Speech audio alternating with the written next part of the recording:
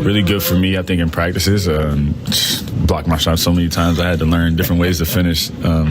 So his ability, like, we were roommates, especially that freshman class, me, him, and Bruce. We were roommates for 2 years. So I feel like we've learned so much about each other, and that's just a bond that will last a lifetime. So I think it'll be fun and definitely competitive. He's a big trash talker, so I'm excited to see it.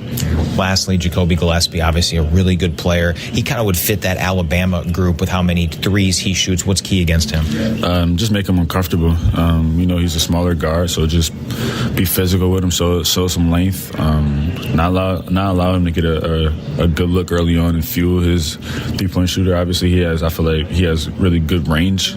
So don't let him get open looks, good looks, and I think that we'd be in good shape limiting his attempts. Go get him, Marty. Thank you. There's Roddy Gale, Jr. March. Roddy.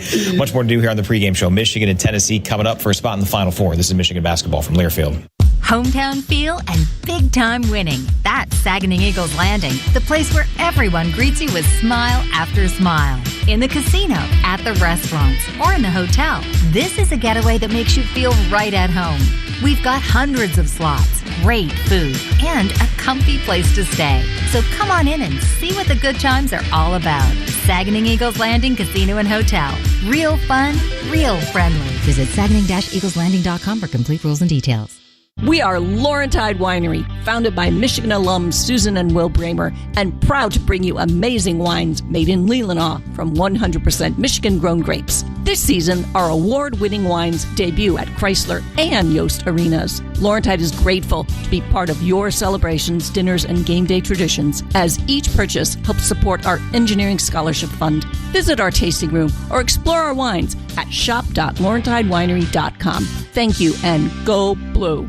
Today's game is brought to you by Progressive Insurance. Insurance for motorcycles, boats, and RVs. For protection on the road and on the water. See how much you can save at 1-800-PROGRESSIVE and Progressive.com. This is the Michigan Sports Network from Learfield.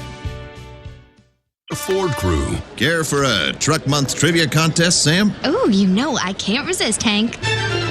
Okay, fact. Truck Month happens only once a year. Fact. It's the best time to buy a new Ford truck. Fact. Ford F-Series is the best-selling lineup of trucks in America for 49 years. Fact. America loves Ford Truck Month. Fact.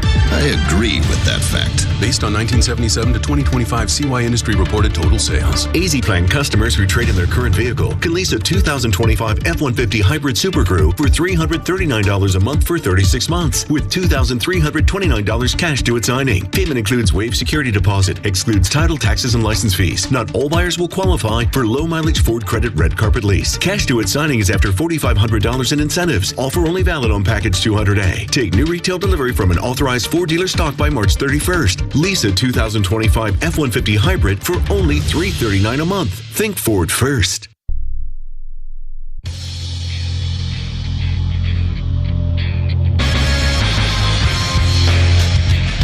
Getting you set for Michigan and Tennessee from the Elite Eight. Rob Joyce with you, the network studios, as the Midwest region will be determined in about 2.5 hours in Chicago. Let's meet today's opponent, the Volunteers. The 6th seed in the region, Tennessee, enters at 25-11 overall, finishing in a tie for 4th in the SEC in the regular season. Vols here by way of wins over Miami in the first round of Ohio, that is. 79-72 upset of the 3 seed in the region, Virginia, in the round of 32. And then on Friday night, a 76-62 victory over second-seeded Iowa State, in which Tennessee led by a point at the break and then busted it open after halftime, ultimately winning by 2 touchdowns. A Rick Barnes coach team, that means defense first. Not quite as dominant as recent history, in which Tennessee had a top 5 KenPom defense every year from 2021 through last year. This year, only the 12th best efficiency-wise. Also top 30 offensively, and they're the top offensive rebounding team in the nation, led by a 3-headed monster. Senior Jacoby Gillespie, the head of the snake, the senior point guard, leads the team over 18 points a game, along with 5.5 assists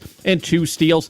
Not his most efficient game of the Sweet 16, 16 points on 17 shots, only 2 assists to 5 turnovers, though he was excellent in each of the first 2 rounds. On the interior, a sophomore, JP Estrella, 10 points a game on 60% shooting, along with senior Felix Okpara.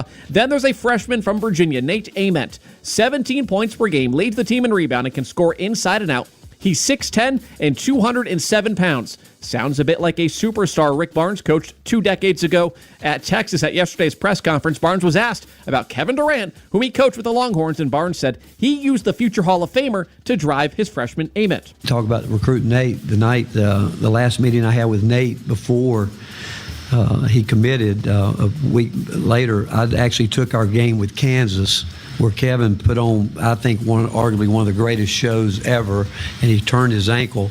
And I sat there and I showed it to Nate, and I said, if you don't want to do this, we don't want you at Tennessee. This is what we need you to do. And I said, but right now, if you don't want this, you need to tell me, and I will get up and walk out, and I hope and pray you have a wonderful career. But he said, that's what I want. Now, getting to this stage of the tournament has become common for Tennessee. Today, their 3rd straight Elite Eight, after having just one in program history prior to 2024. That was a trip in 2010. In fact, last time Tennessee failed to reach the second weekend of the tournament, 2022, 11th-seeded Michigan upset the 3rd-seeded Vols in Indianapolis, of all places, in the round of 32. However, winning the regional final has been the one elusive for Barnes and company. The last 2 years, they've run into the ultimate national runners-up, Houston a season ago, and then Zach Edey and Purdue back in 2024.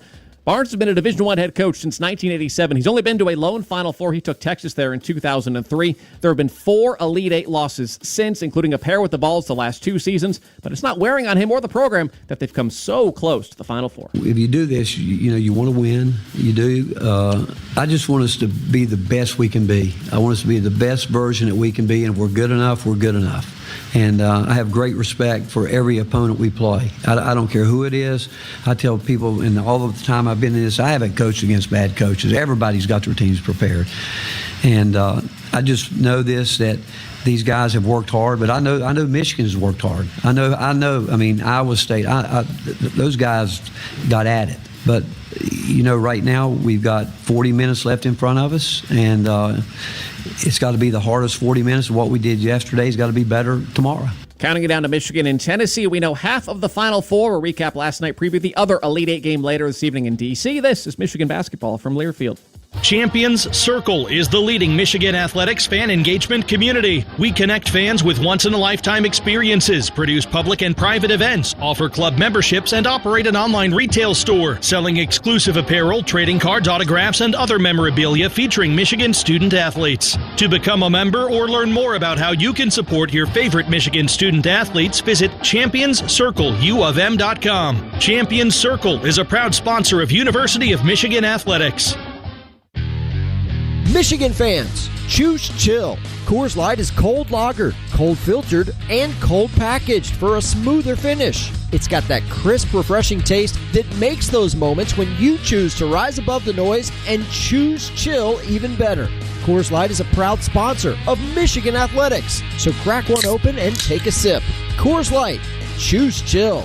Celebrate responsibly. 2025 Coors Brewing Company, Golden, Colorado. Beer. More from the NCAA tournament comes your way in 1 minute. Inside Johnson, one dribble, leans in on Cooper, banks, scores, counted a foul! On the Michigan Sports Network from Learfield. Wolverines fans, it's time to join the University of Michigan Credit Union, the leaders and best in local banking. We are here to help you stay on top of your game with competitive loan rates and championship service to meet all your financial needs. Access your account with our conveniently located branches and ATMs, 24/7 online banking, and our mobile app. To learn more about our services or find a branch near you, visit umcu.org. UMCU is a proud partner of Michigan Athletics. The University of Michigan Credit Union is federally insured by NCUA. When you tell someone what team you cheer for, do they apologize? Does your first childhood memory involve crying on a Jumbotron? Then you may be a fan of a BST or bad sports team. Luckily, when you bundle your home and auto insurance with Progressive, you're protected from things like fire damage caused by violently unplugging the TV. Or an accidental overhand left to the drywall. Visit Progressive.com today. Progressive Casualty Insurance Company affiliates and other insurers. Covered subject to policy terms. Not available in all states or situations.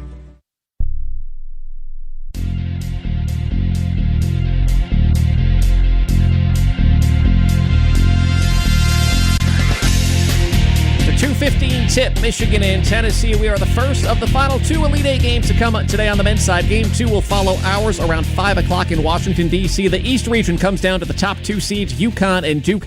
fifth all-time tournament meeting between the pair. All have come in the second weekend or later. Blue Devils won in overtime in the 1990 Elite Eight, then in the Sweet 16 the following year. UConn its first title in 1999, upsetting Duke, then won by a point in the 2004 Final Four national semis. This will be the last spot in Indianapolis to be secured after two were locked up yesterday for the first time since 2005. Illinois off to the Final Four. 58-52, the Illini lead it as we approach 4:15 for the game. Herkovic, alley-oop, Big C, slams it in!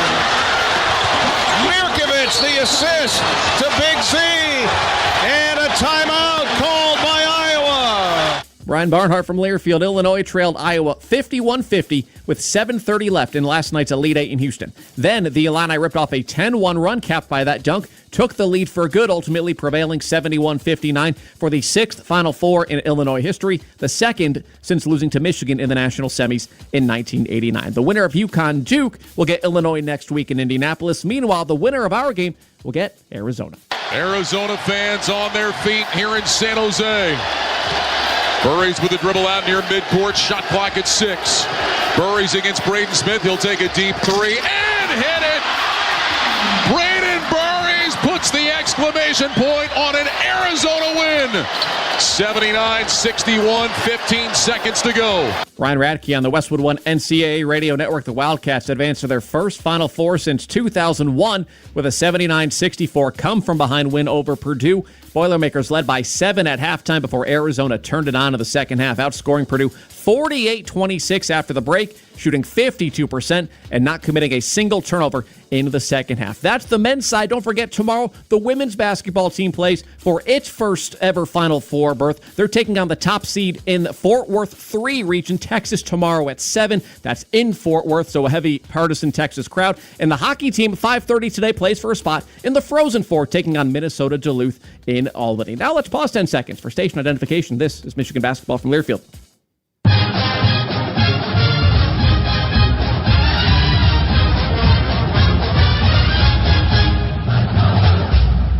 Michigan, Tennessee, the Elite Eight coming up. Dusty May's pregame thoughts are next. This is Michigan Basketball from Learfield. At Michigan Medicine, we know the best care for you is always the care that's up to you. That's why we fight for your rights as patients to get world-class care close to home with the providers you choose. We're fighting the insurance denials that stand in the way of leading-edge care. Plus, we're making sure your UM doctors, nurses, and pharmacists have everything they need to support you. Michigan Medicine, fighting for the care you deserve. Learn more at uofmhealth.org/fight-for-patients. Aw, shucks, the game's on TV, but I can't listen to the call of my favorite team broadcasters. Never fear, Sync My Game is here. Sync My Game? Yes, Sync My Game. If you have a DVR and streaming device, head to syncmygame.com for Learfield. It's never been easier to hear the impassioned voices of your favorite radio crew synced with the TV. Wow, thank you, Mr. Just remember, syncmygame.com. Michigan basketball plays here. Fires Wolf on the right wing, splits 2, over to Burnett, left wing, a 3 for the win. The Michigan Sports Network from Learfield.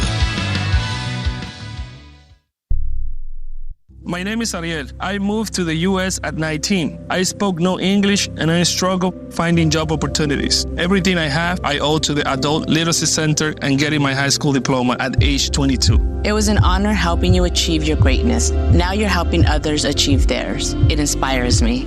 When you graduate, they graduate. Find free and supportive adult education centers near you at finishyourdiploma.org. Brought to you by Dollar General Literacy Foundation and the Ad Council. Adoption of teens from foster care is a topic not enough people know about, and we're here to change that. I'm April Dinwiddie, host of the new podcast, Navigating Adoption, presented by Adopt US Kids. Each episode brings you compelling real-life adoption stories told by the families that live them with commentary from experts. Visit adoptuskids.org/podcast or subscribe to Navigating Adoption, presented by Adopt US Kids. Brought to you by the U.S. Department of Health and Human Services Administration for Children and Families and the Ad Council.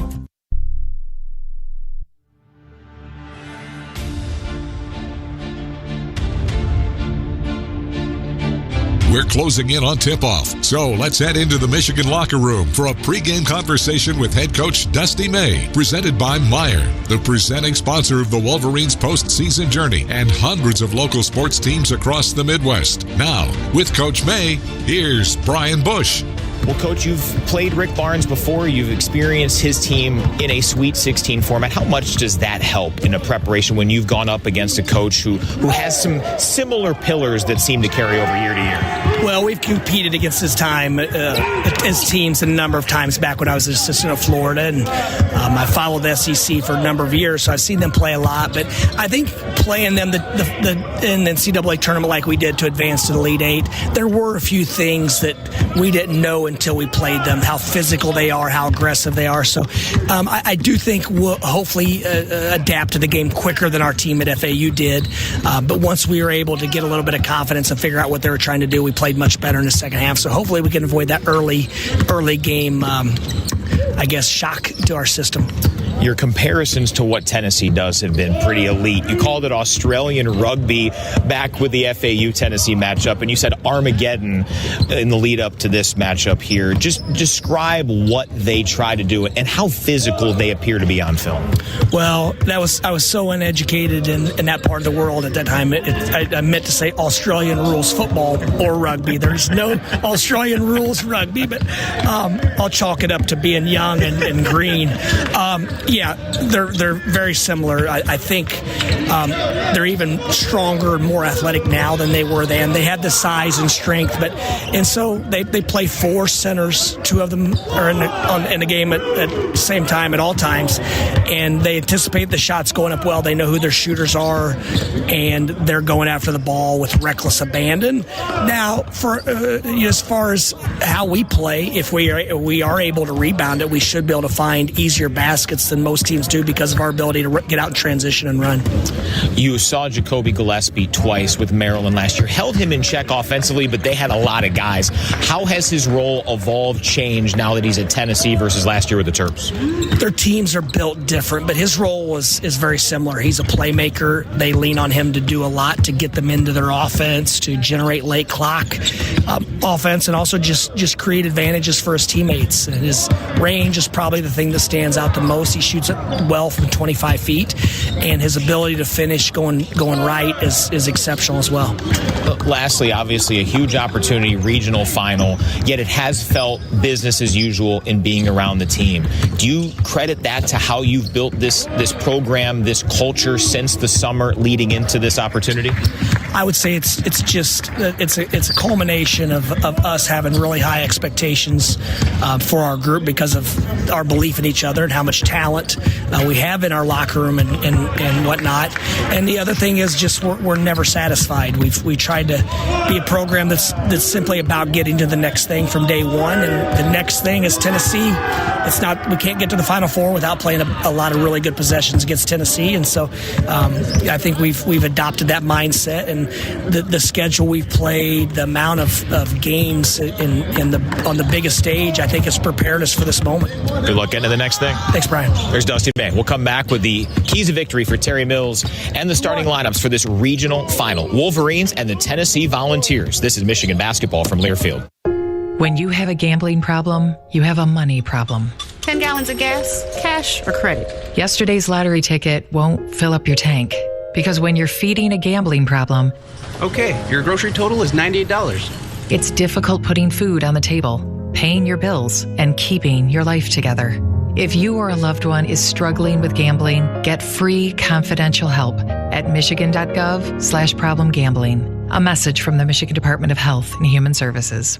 Score more with the college-branded Venmo debit card. Rep your team with every tap and earn up to 5% cash back through Venmo Stash, a new rewards program where the more you do, the more you get. Get your Venmo debit card today and start earning rewards with Venmo Stash. No monthly fee, no minimum balance. Learn more at venmo.com/collegecard. The Venmo MasterCard is issued by the Bancorp Bank, N.A. Select schools available. Venmo Stash bundle terms and exclusions apply at venmo.me/stash terms. Max $100 cash back per month.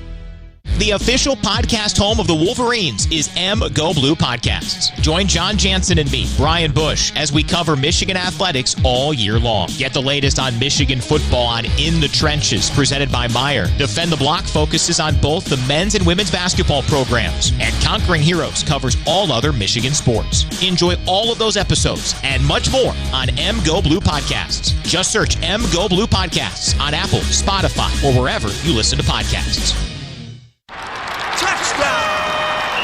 From the biggest of the big games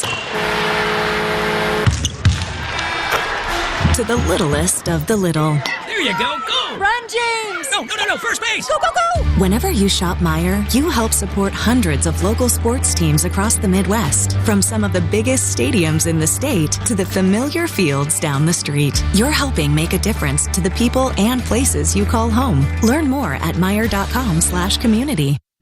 When you're on the move and looking for nonstop college sports action, get the Varsity Network app and take the game with you everywhere. Stream live play-by-play from schools across the country right from your phone, free. Catch hundreds of weekly podcasts, including shows from your favorite teams, all in one place. From football Saturdays to midweek hoops, it's your all-access pass to the college sports world. Whether it's game day or just your daily drive, the Varsity Network app has you covered. Download now and listen live for free on the Varsity Network app. A true teammate takes on every day with a winner's attitude, gets up when they fall down, and leaves it all on the field. There's a group of teammates who do all these things every single day. But they're more than your typical athlete. They're kids facing unthinkable medical circumstances. Team Impact matches children facing serious illness and disability with college sports teams, creating a long-term, life-changing experience for everyone involved. Join us in the movement to get all kids in the game. Visit teamimpact.org to learn more. Team Impact. All in, all together. Get ready for the Elite Eight, the winner to the Final Four to square off with top seed Arizona out in the West, Michigan and Tennessee. Terry Mills, I think you got a pretty simple, at least number one on your keys to victory. How do the Wolverines get to their 9th ever Final Four? Yeah, well, number one is going to be rebounding. This team thrives on rebounding. They make a living on rebounding. Some would say it's probably some of their best offenses rebounding the basketball, plus 12 margin against their opponents, dominating on the offensive glass. Michigan's got to be able to get them off the glass. They average 16 offensive rebounds a ball game and gather up 45% of their misses. So Michigan's going to have to do an excellent job on that glass. Number two, play with physicality without fouling. This team is going to be very, very physical, and Michigan's going to have to match that physicality. Force some turnovers, and let's get out and run and play Michigan basketball. And last but not least, I once played for a Hall of Fame coach, Pat Riley, and he used to write on the board, and he used to say, rebounds equal rings. Well, I tell you what, this is just one step closer to Michigan getting their goal in Indiana. Well, a rebounding effort today would lock down a second banner and put these Michigan Wolverines 2 wins away from that national championship ring, which Terry Mills proudly adorns from 1989. Those are Terry's keys to victory for this Midwest region final as we bring you now the starting lineups. First for the men from Knoxville, Tennessee, the 6th-seeded 25-11 Tennessee Volunteers, a program with more wins in the NCAA tournament, 34 among teams that have never been to the Final Four. This is the Vols' 3rd consecutive Elite Eight appearance. They've lost to the 1 seed in their bracket in each of the previous 2. Jacoby Gillespie, an East Tennessee native who has come home after stops at in-state Belmont and out-of-state Maryland. He is Tennessee's top offensive threat. He runs the point. His 18 points per game, 7th best in the SEC. 5.5 assists are good for number 2. Bishop Boswell, the other guard, has been the top assist man as of late for the Vols. Had a career-high 9 in the second-round win over Virginia, then 8 on Friday night against Iowa State.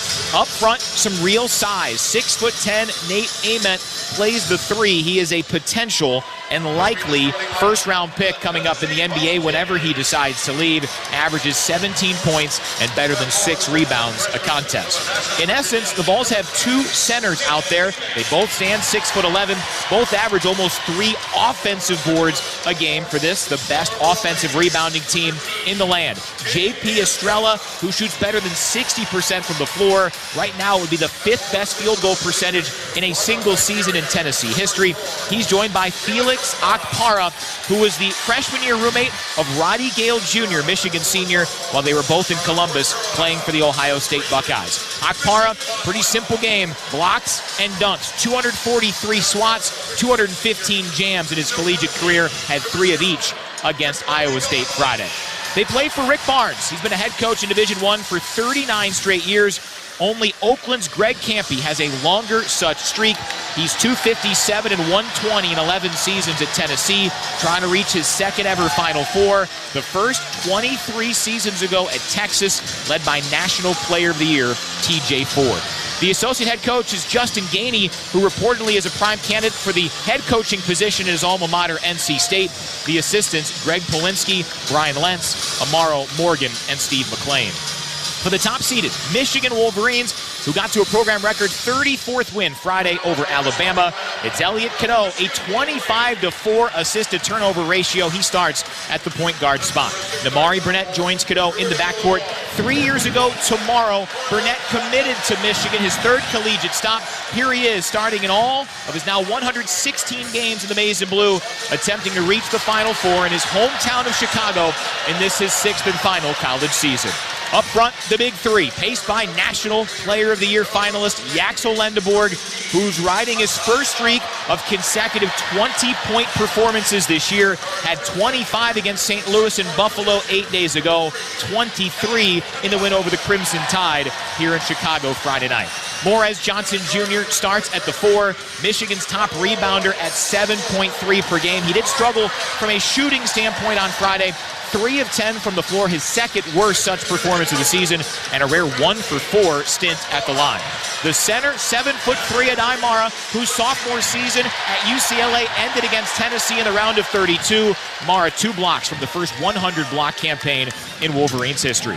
The head coach is Dusty May. Like his counterpart, Rick Barnes, trying to become the 18th coach to lead multiple programs to the Final Four. His assistants, Justin Joyner, Drew Williamson, Akeem Miskadeen, Kyle Church, and the 2 on the scout today, KT Harrell and Mike Boynton Jr. The officials today, Jeffrey Anderson doing his 7th Michigan game.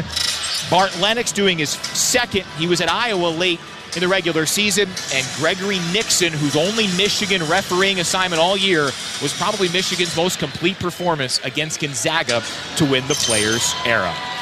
Michigan in the home whites with the partisan crowd here at the United Center. Tennessee comes out with the road orange and white jersey combinations.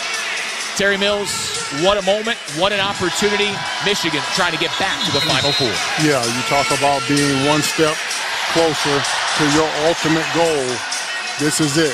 And I tell you what, this team is going to be dialed in. I mean, it's been all business-like. Since their last win against Alabama, it's been all business, and I expect nothing else but complete business.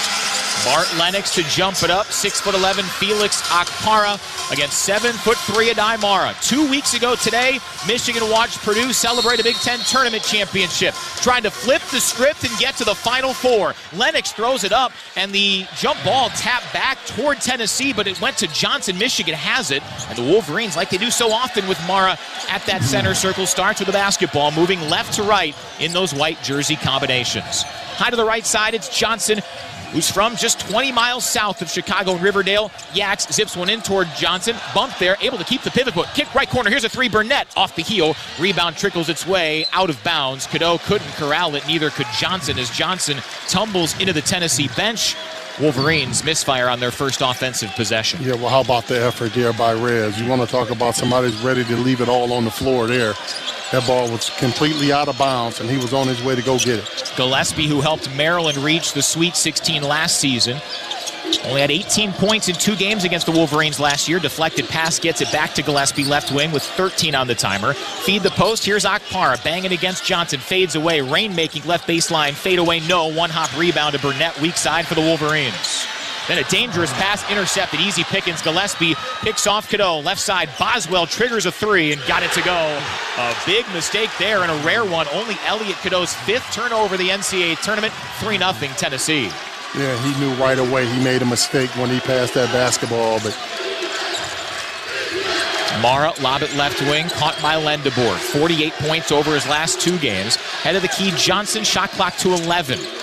We're 80 seconds in, 3-0 Vols. Left pocket Lendeborg terminates the dribble. Left wing Johnson over to 5 seconds on the timer. Right wing Cadeau, shimmy shakes free throw line, drives at left lane line. Banker nowhere close, rebound loose, and it's knocked out of bounds. Last touch Tennessee went off the right knee of J.P. Estrella, who tumbled toward the basketball and loses it. Michigan fortunate to get it back with a reset 20 on the timer, down 3-0 early. Yeah, I tell you what, you've got two defensive-minded teams here, and I tell you, it's going to be a slugfest. Nothing like the 2x speed Michigan-Alabama first half that combined for 96 points. Mara off the inbound, lassos a pass left elbow. Here's Lendeborg, feed the post Mara, one-on-one, banging against his defender. It's inside Ament, and Mara turns and jams left-handed, left baseline. Ament had no chance against Adai. Wolverines within one. Yeah, I tell you what, that's an opportunity for Michigan to be able to play through that post with Adai Mara. If they're not going to double team him, look out.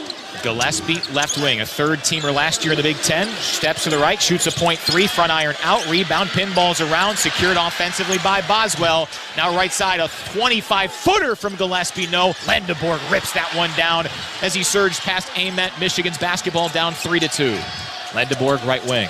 Surveys the scene against Estrella. Recoils, directing traffic with his left arm, dribbling with the right. Give it Mara. High block right against Ament again. Mara backs him down. Two left-handed dribbles. Hooks had it poked away. Deflects to Burnett. Goes up strong. Flings it up there. No, and a late whistle called on Ament. First foul of the game as issued by Jeffrey Anderson. Rick Barnes in a white quarter zip reacted emphatically. Didn't like that call, but Ament has the first foul of the ball game, and Michigan has a couple of free throws with the Chicago kid, Namari Burnett. Yeah, how about Namari Burnett getting on those boards? I always talk about teams that love to offensive rebounds. When they do things to other teams that they love to do, they don't like it done to them. So Burnett, 76% from the line, strokes the first, and Plinkos it down. Hit the rim a handful of times. We're deadlocked at 3, 17-26 left first half in the Elite Eight. Burnett only 2 points on Friday in the win over Alabama. It was that incredible pass from Yax to Burnett for the jam. But Burnett gobbled up 5 rebounds in 17 minutes, a big one here, to set up at least a 1-point possession. Second free throw, a flawless swish, and Michigan has its first lead 4-3. Jacoby Gillespie into the forecourt for the orange-clad Tennessee Volunteers. 25-11 on the season, 6th seed here in the Midwest. Knocked off Miami, then Virginia and Iowa State to get here. High to the right side, Boswell has it. Around a screen from Akpara, slip it to Akpara, goes up for the jam. Mara met him for his 99th block, and a late whistle called on Mara. Michigan, some frustration with Jeffrey Anderson on that one. Oh, it was most certainly all ball. Must have been the body. 2 free throws for Akpara and the Volunteers. Yeah, met him right at the apex. You want to talk about going upstairs. Akpara just a 66%er, well short on the first free throw. Still 4-3 Wolverines, 17:06 left first half. Dusty May, arms crossed, blue quarter zip on here. Chatting with Jeffrey Anderson, hand on his hips. Second free throw, Plink goes out. Back tap, offensive rebound to Akpara. Left wing Boswell, a 3, in and out. Rebound loose, foul on the floor comes on Michigan. And it's on Morez Johnson Jr. Wolverines with a foul for both of their big men. Adai 1 and Morez 1. And that's noteworthy with 17:01 to play. First half, 4-3 Michigan.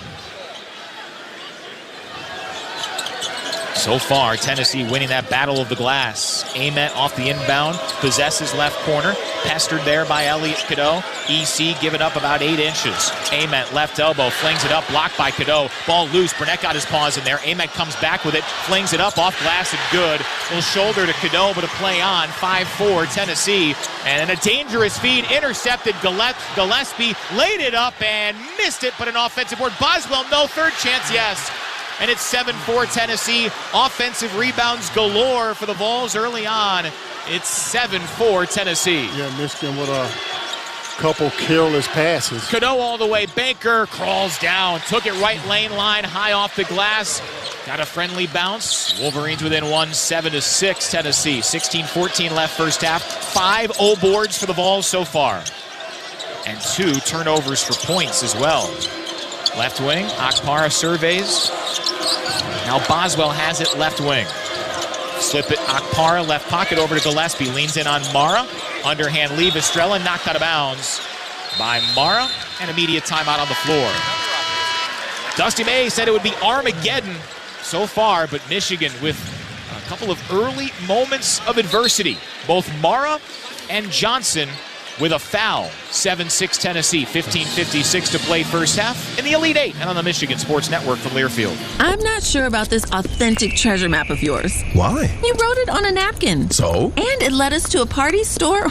Treasure awaits. Hi, one Treasure Trove Tripler ticket, please. Introducing the newest Fast Cash game from the Michigan Lottery, Treasure Trove Tripler. There are 18 ways to win, a chance to triple your winnings, and the top prize is the entire Progressive jackpot. Plus $250,000. Play Treasure Trove Tripler or any of the 13 great Fast Cash games at your Michigan Lottery retailer today. Knowing your limits is always the best bet.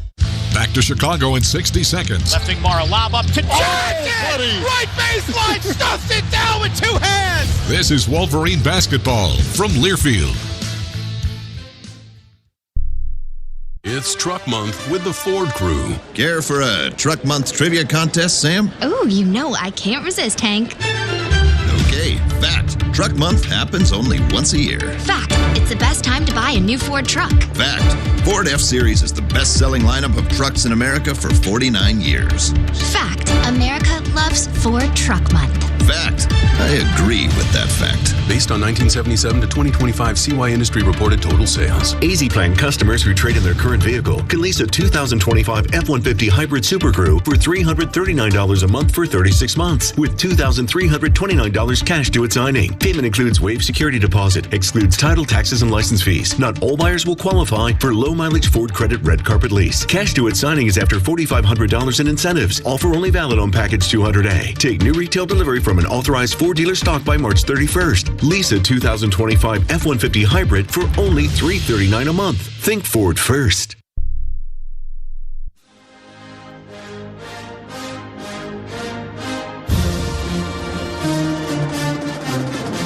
This broadcast of the NCAA Division I Men's Basketball Championship is authorized under broadcast rights granted by the NCAA through Westwood One. It is intended solely for the private, non-commercial use of our audience.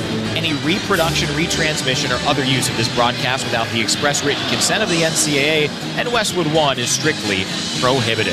15:56 remaining first half. Tennessee the early edge on Michigan, 7-6. Here in the Elite Eight of the Midwest region. So glad to be with you. Brian Bush, Terry Mills, Tony Butler, and Rob Joyce. We heard from Mike Boynton Jr., rebounding is the game.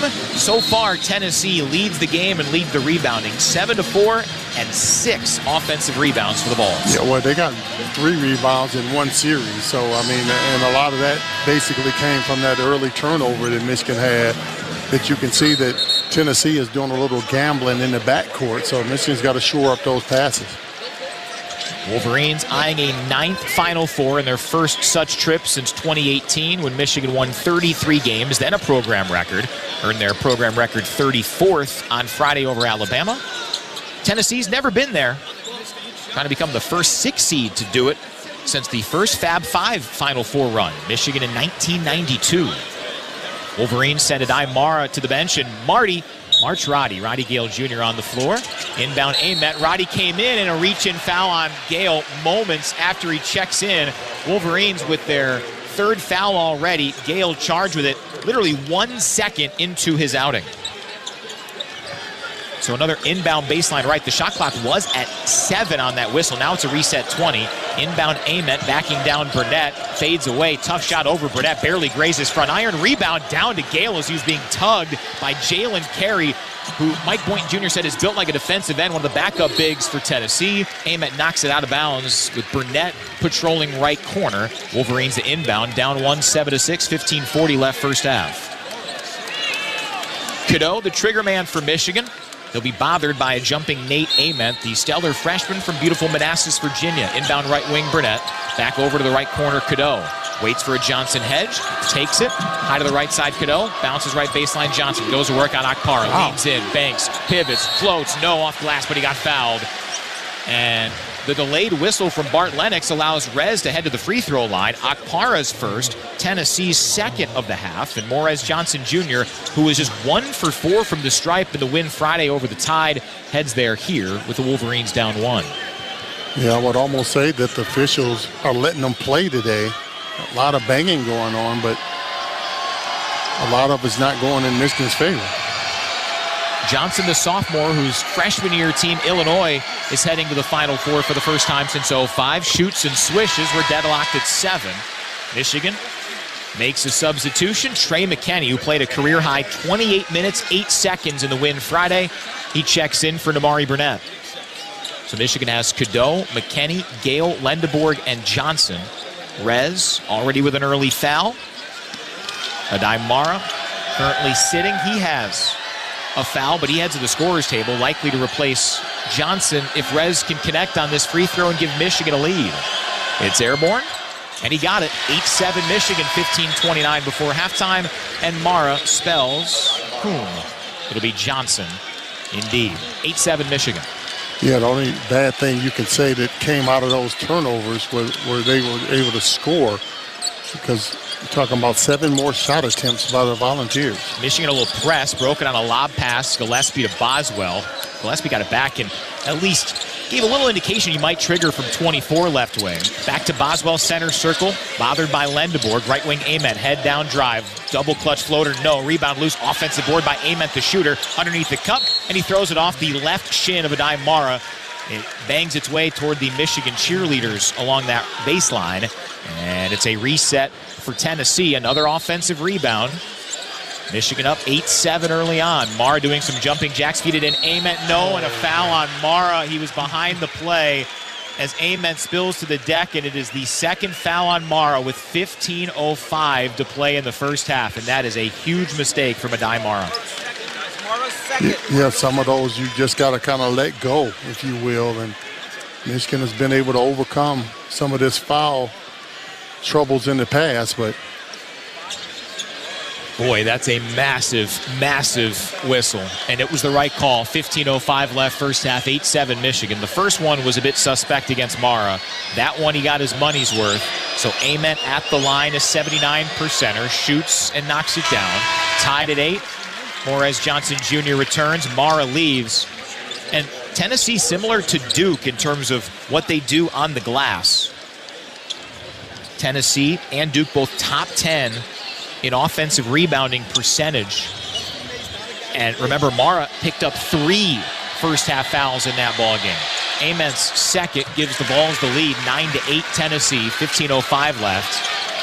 Yeah. And a critical juncture for Michigan. Yeah, 13-5 on the possession. So high to the left wing, Cadeau has it. Waits for a hedge from Lendeborg to Cadeau, right wing. Shot clock halfway gone. Slings it left wing. Lendeborg strokes the 3 for the lead. It's high off the heel. Rebound down to Tennessee. Easy pickings for Jalen Carey. And the Vols have a 9-5 rebounding advantage. Right side Ament. Over to the right wing. Gillespie wasn't waiting for it. And it hits off his hands. Goes out of bounds. Michigan a gift-wrapped possession back. Down 9-8. 14:38 to play. A rare blunder from Gillespie in this ballgame, but not a rare blunder from a turnover standpoint. He's had at least 3 cough-ups in all 3 NCAA tournament games. Had 5 on Friday. Left wing Gale.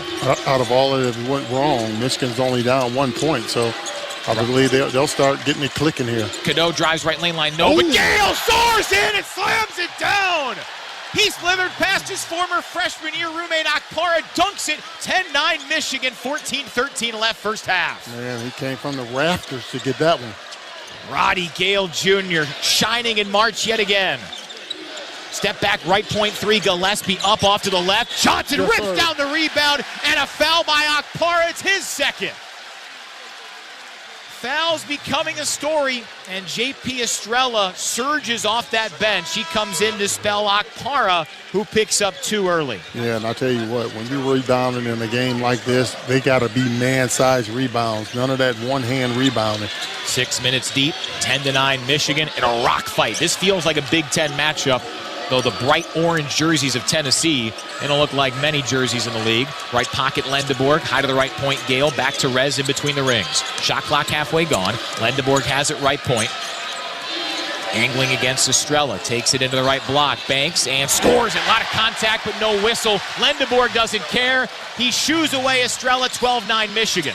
And that's what I have to see more of from Yaks, is to be able to take over. Wolverines 12 points, 2 from 6 different guys. Gillespie high to the left to Estrella, who tries to fake a handoff to him. Now right side, Ament around an Estrella screen. Ament against Cadeau. Dribble drive, now backs him down. Free throw line, jumping pass, left corner 3, up and short from Boswell. Weak side rebound, Gale. Estrella nudges him.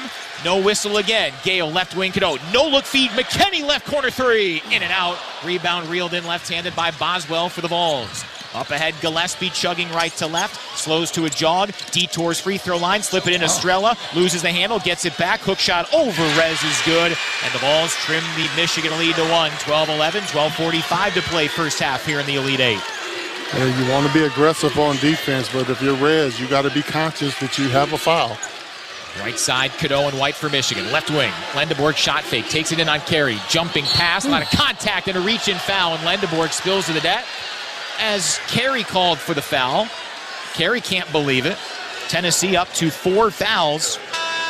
And they've all been on big men. Akpar at 6'11" with 2. Ament and Carey, they each have 1. Boswell and Ament leave. We see one of the backup guards, Ethan Berg, a sophomore, and a 23-year-old sophomore from Israel. He comes into the ball game, as does Michigan, shuffling out Elliot Cadeau and bringing in Damari Burnett. Also for the first time, Amari Evans on the Tennessee side, a 4-star freshman, averaging 4 points and 5 boards in the NCAA tournament. Inbound Gale, kick it left corner. It's Burnett. Feed left wing McKinney, who had an awesome game on Friday. 17 points, tied for his second most this year. Lendeborg left wing, timer at 10. Michigan up by 1. Feed it into Johnson. Shot fake left baseline. Double team comes. Dribbles into it anyways. Fades away well short. Rebound snatched away by Gillespie with Lendeborg charging. Here come the Vols. Down 12-11 to Michigan. Right side Berg. Back to Gillespie. Guarded by Johnson. With 12:05 to play in this regional final, Johnson tips a pass out of bounds. Gillespie tried to get it over to Jalen Carey, and Rez anticipated it well. So a deep corner inbound forthcoming for Tennessee as Will Cheddar, in uniform for his 175th Michigan game, appearing his 133rd, checks in for the first time, spelling Rez. You know, what I've seen from Rez is that when he's catching it down there on the post now, he's got to be a little bit more patient, get his legs up underneath him so he can do some damage down there in that post area. So Michigan going small here with Lendeborg and Cheddar, the front line. Right side, Gillespie pumps up a 3 and swishes it down. Jacoby Gillespie, his first make in 6 tries, and the Vols seesaw back in front. 14-12 Tennessee, 11:45 left. McKinney probes left elbow, fades away, swishes it down. McKinney begging for a foul that never comes. All squared, 14, 11:36 before intermission. Well, I'll tell you what, McKinney's going to invite that contact. I mean, he loves playing off of contact. And Gillespie guarded by Cheddar right side. Jumping entry feed, block right carry. Goes to work on Burnett. Spins, Banks, no, but Burnett fouls him. And Amari Burnett has Michigan's 5th as a team and his first individually. Free throws coming up for Tennessee when we come back. 14-14 our score with 11:22 remaining in the first half. Spotting the Final Four on the line as you listen to Michigan basketball from Learfield. Here's a club you want to get into, Club Citgo. It's the super easy app that opens the door to great fuel savings and more. Sign up and instantly save 23 cents per gallon on your first fill-up, plus everyday savings that really add up. You can also enter our sweepstakes with multiple winners and giveaways, like free gas for a year. And Club Citgo makes paying easy with a convenient mobile pay feature. So welcome to the club where all the action is. Download Club Citgo today. Savings good up to 30 gallons, only at participating locations. Data rates may apply. Hey, Wolverine fans, it's college basketball season, and SeatGeek is the official ticket marketplace of Alley Oops. SeatGeek makes it easy to find tickets so you can be a part of all the courtside action this season. Whether you're buying or selling tickets to Michigan basketball games or to any other live event in your area, SeatGeek is the place to do it. SeatGeek is the official ticket marketplace of the Michigan Wolverines. Let's go Wolverines! SeatGeek. Honey, did you pay the rent this month? Because I just received a late notice. Sorry, what's that? Wait, are you gambling online again? Me? No, not at all. If managing the bills and your betting has become a challenge, self-excluding from online gambling or sports betting might be for you. Learn more at don'tregretthebet.org. A message from the Michigan Gaming Control Board. Have a gambling problem? Call the National Problem Gambling Helpline at 1-800-GAMBLER. Nothing says home like Aunt Millie's. Whether it's in your cupboard, at your local Meijer, or even at Chrysler Center. From pregame breakfast, tailgate sliders, or postgame victory food, Aunt Millie's is baking memories from their family to yours. Pick up all your Aunt Millie's favorites at your local store, or grab a hot dog or hamburger at Chrysler Center to see what we're all about. Aunt Millie's, closer to home. 14-14, Wolverines the top seed, Tennessee the 6th seed, with a spot in Indianapolis in the Final Four on the line. Brian, Terry, Tony, Rob on hand here in Chicago, and Michigan's postseason journey is presented by Meijer. With your help, we can provide meals to our hungry neighbors through Simply Give. Whenever you shop Meijer, you help people in your community to work, to play, to live, and to learn. Learn more at MeijerCommunity.com. Well, Terry, Tennessee came in one of the best teams in terms of making things difficult for three-point shooting outfits. The Wolverines have at least 11 triples in every game in the NCAA tournament, shooting 47%, but foes have mustered just 30% from deep against Tennessee. They are the best three-point defense of all of these Sweet 16 teams, and only Northern Iowa and Cal Baptist were better of the 68-team field. Michigan hasn't had a lot of looks from outside. No, they haven't. I mean, they get to you in a hurry, and I think what Michigan's going to have to get those three-point shots is with some ball movement. Michigan's getting a little stagnant on offense, but tell you what, they're moving the ball around. Got 7 guys with 2 points apiece, so. Jalen Carey at the free throw line in the NCAA tournament for a third consecutive year with 3 different teams. Part of a James Madison team that got an upset win over Wisconsin in a 5-12 game. Then one and done at Vandy last year. Shoots the first and pinballs it down. Tennessee back in front 15-14 with 11:22 left before halftime. He's a just 49% shooter. Gets to the line a lot. That was his 108th free throw of the year in just 19 minutes a game. We'll see if the stats bear out. He pops this one out. Second free throw. Nope, flawless. 16-14 Vols. Neither team is led by more than a possession.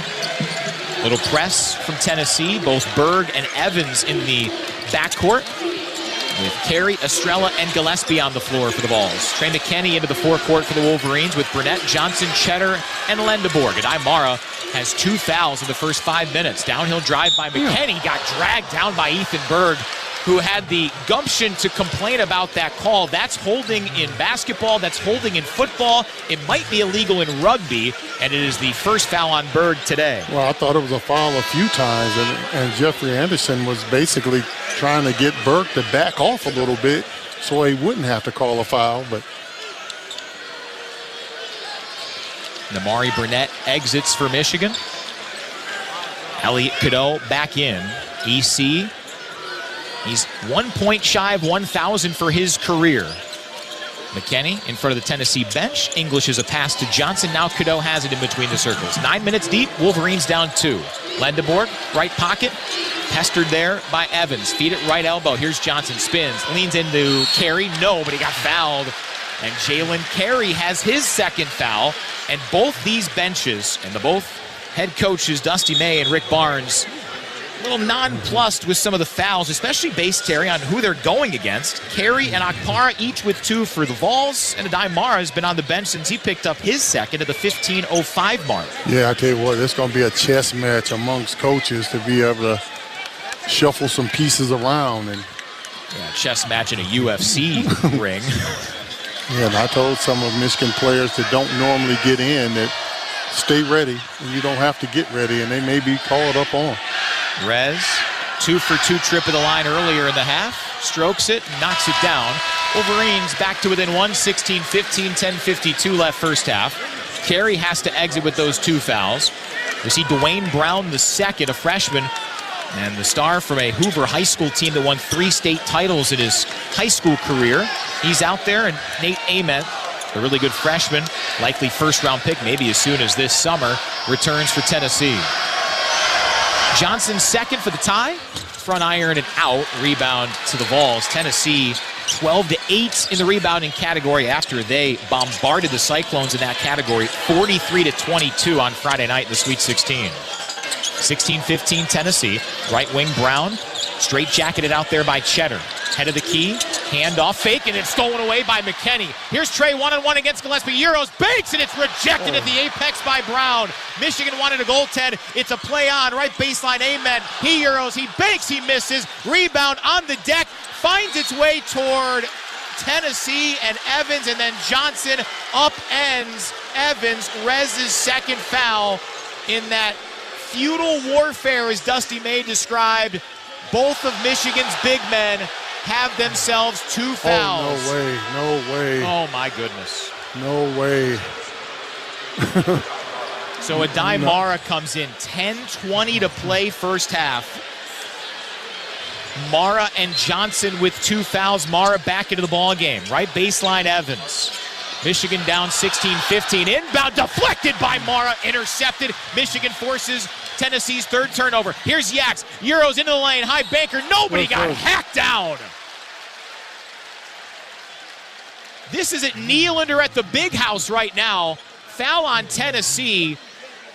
A smackdown by Dwayne Brown II, who he can exasperate those fouls.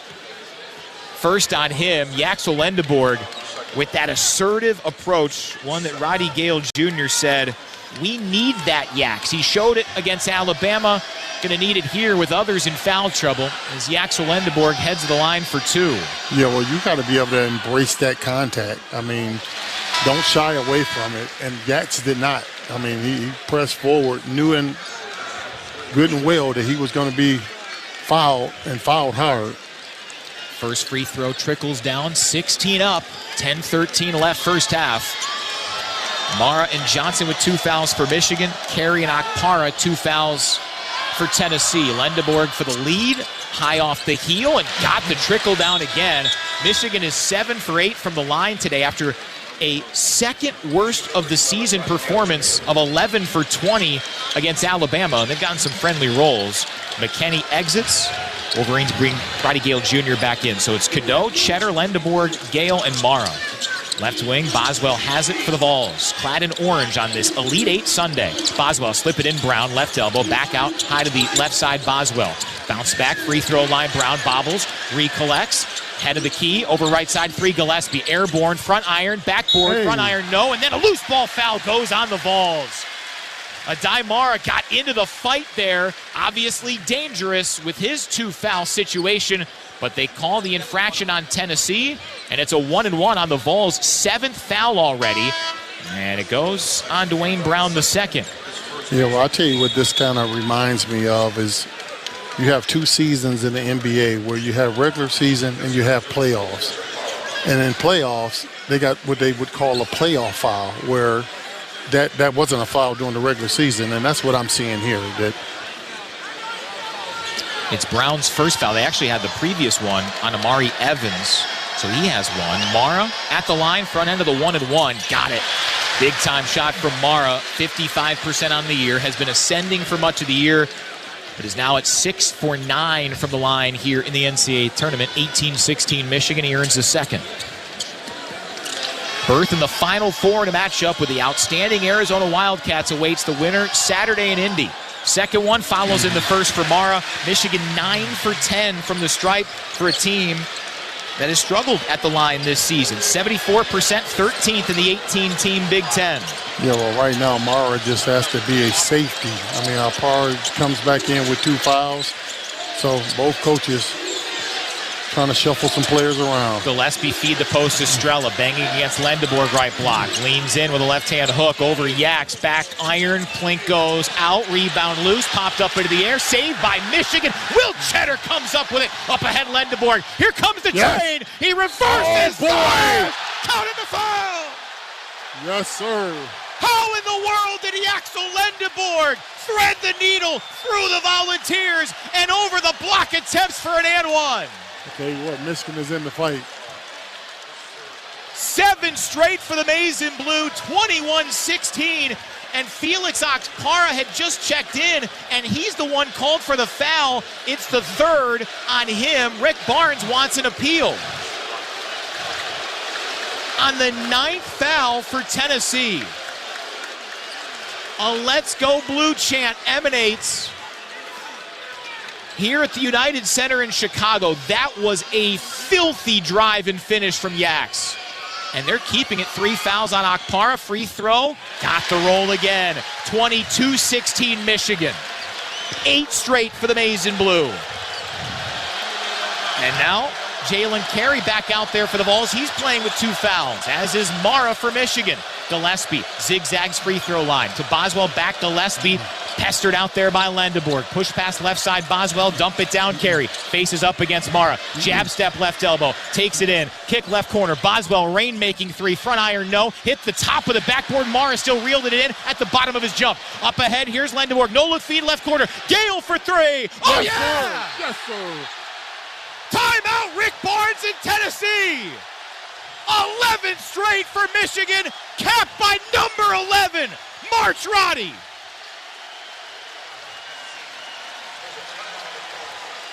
Tell you what, it feels like we're in Ann Arbor. 25-16 Michigan, 8:45 to play. Timeout on the floor, we'll take it with them. Maize and Blue with 11 straight. This is Wolverines basketball from Learfield. At Michigan Medicine, we know the best care for you is always the care that's up to you. That's why we fight for your rights as patients to get world-class care close to home with the providers you choose. We're fighting the insurance denials that stand in the way of leading-edge care. Plus, we're making sure your UM doctors, nurses, and pharmacists have everything they need to support you. Michigan Medicine, fighting for the care you deserve. Learn more at uofmhealth.org/fight-for-patients. Today's broadcast is brought to you by Progressive Insurance. You could save big when you bundle your auto, home, motorcycle, RV, or boat. Visit Progressive.com. This is the Michigan Sports Network from Learfield. My mom has taken up going to the park to practice yoga. My dad's going to a club, but not a book club, a salsa club. Finding new hobbies comes with age.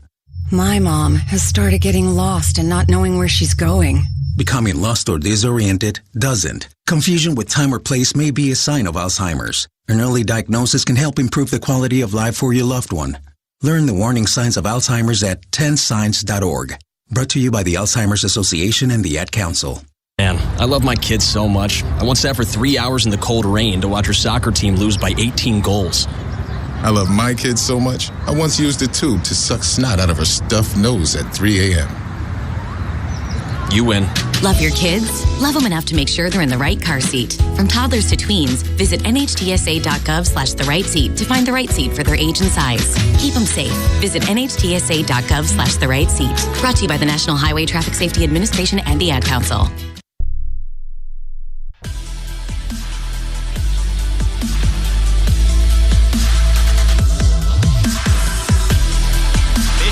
Scored 11 in a row. The Wolverines' 39th run of 10-0 or greater. They've only allowed 3 of them all season.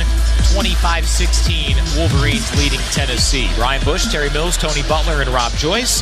And that 11-0 run punctuated by Michigan's first triple. It was brought to you by Citgo top-tier Tri-Clean gasoline. Michigan fans, when you start with Citgo, you're good to go. How about Roddy Gale Jr.? He had 3 threes in the win Friday here in Chicago.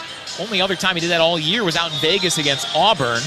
And here, another one. He's 2 of 2 for 5 points early. Yeah, I tell you what, he embraces this time of year. And, I had a conversation with him, and he had that win-or-go-home attitude. He's like, this could be my last game, and that's the way he plays. I mean, giving an all-out effort.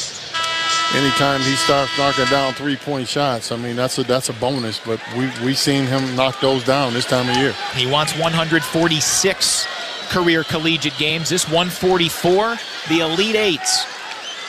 Carey, Gillespie, Aments, Boswell, and Estrella out on the floor for the orange-clad Volunteers. Michigan counters with Cadeau, Gale, Lendeborg, Cheddar, and the two-foul big man, 7'3" at Aymara, whose season ended against UCLA in the second round last year.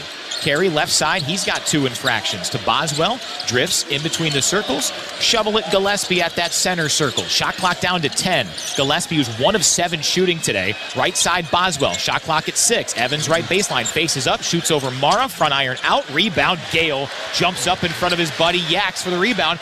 As a ball tumbles down, that's Boswell. Right wing, Lendeborg has it. Michigan on an 11-0 surge, up 25-16, 8:06 to play first half. Yaks jumping past Mara. Underhand leave, Lendeborg jumping over toward Gale. Leans in, jump stop, feed a laser, knee high to Cadeau. Catches, left wing. Here's Gale, extra feed to right point. Lendeborg shot fake, over to the right corner. Here's Cadeau, a 3. Flash!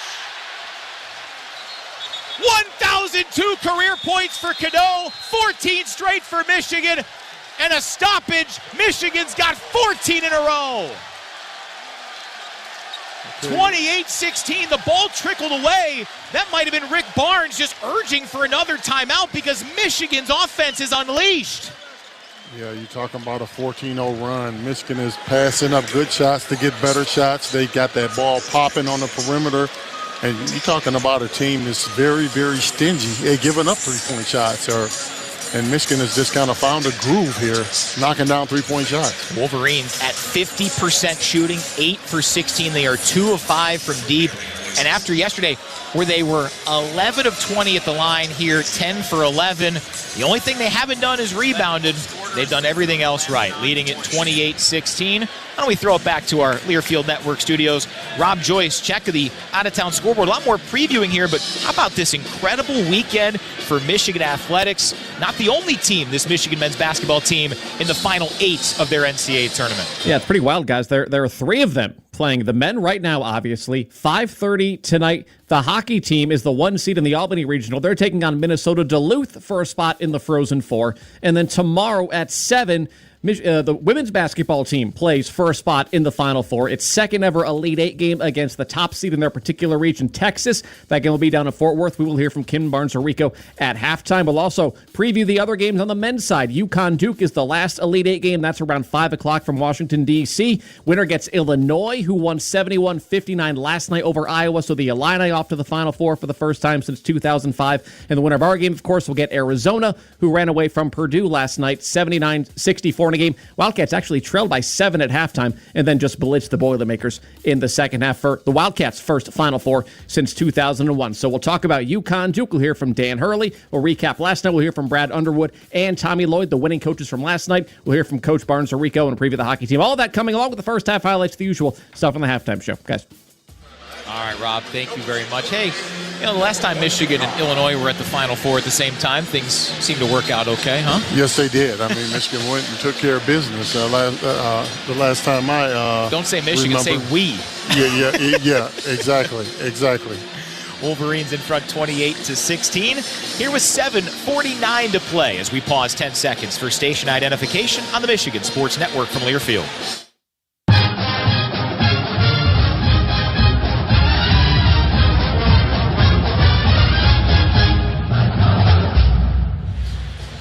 Here in Chicago, Brian Bush, Terry Mills, Tony Butler, and Rob Joyce. Listen to all things college sports, including live games and talk on SiriusXM, College Sports Radio, Channel 84, and streaming on the SiriusXM app.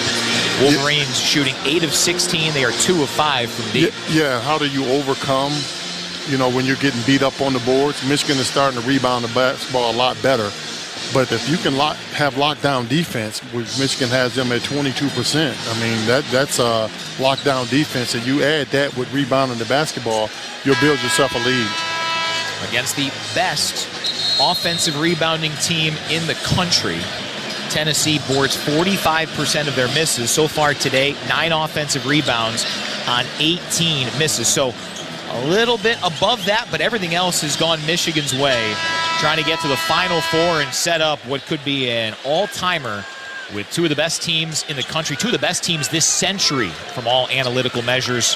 The Arizona Wildcats, boy, did they surge against Purdue in the second half out in San Jose to get to the Final Four. Out of the timeout, Gillespie has it for Tennessee. To the right side, and Amari Evans, jab step on Cheddar, leans in, lost the dribble, shovels it to no one in particular. Somehow got to Estrella, jumps, hooks, missed it left baseline, hit the rim twice, rebound Cheddar after good defense from Will.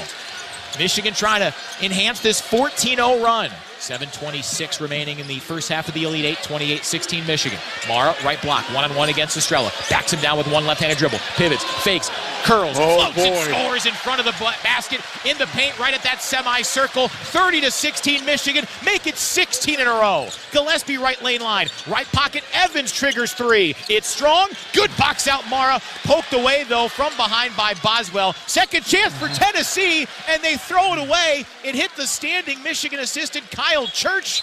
Oh, the old guard at Charlotte back in the day. Helps Michigan with a turnover unintentionally. Yeah, what minutes by Will Cheddar. And listen to the ovation for Will. A fan favorite with his parents, Garth and Casey, watching from close vantage point. Two former star athletes in their own right collegiately.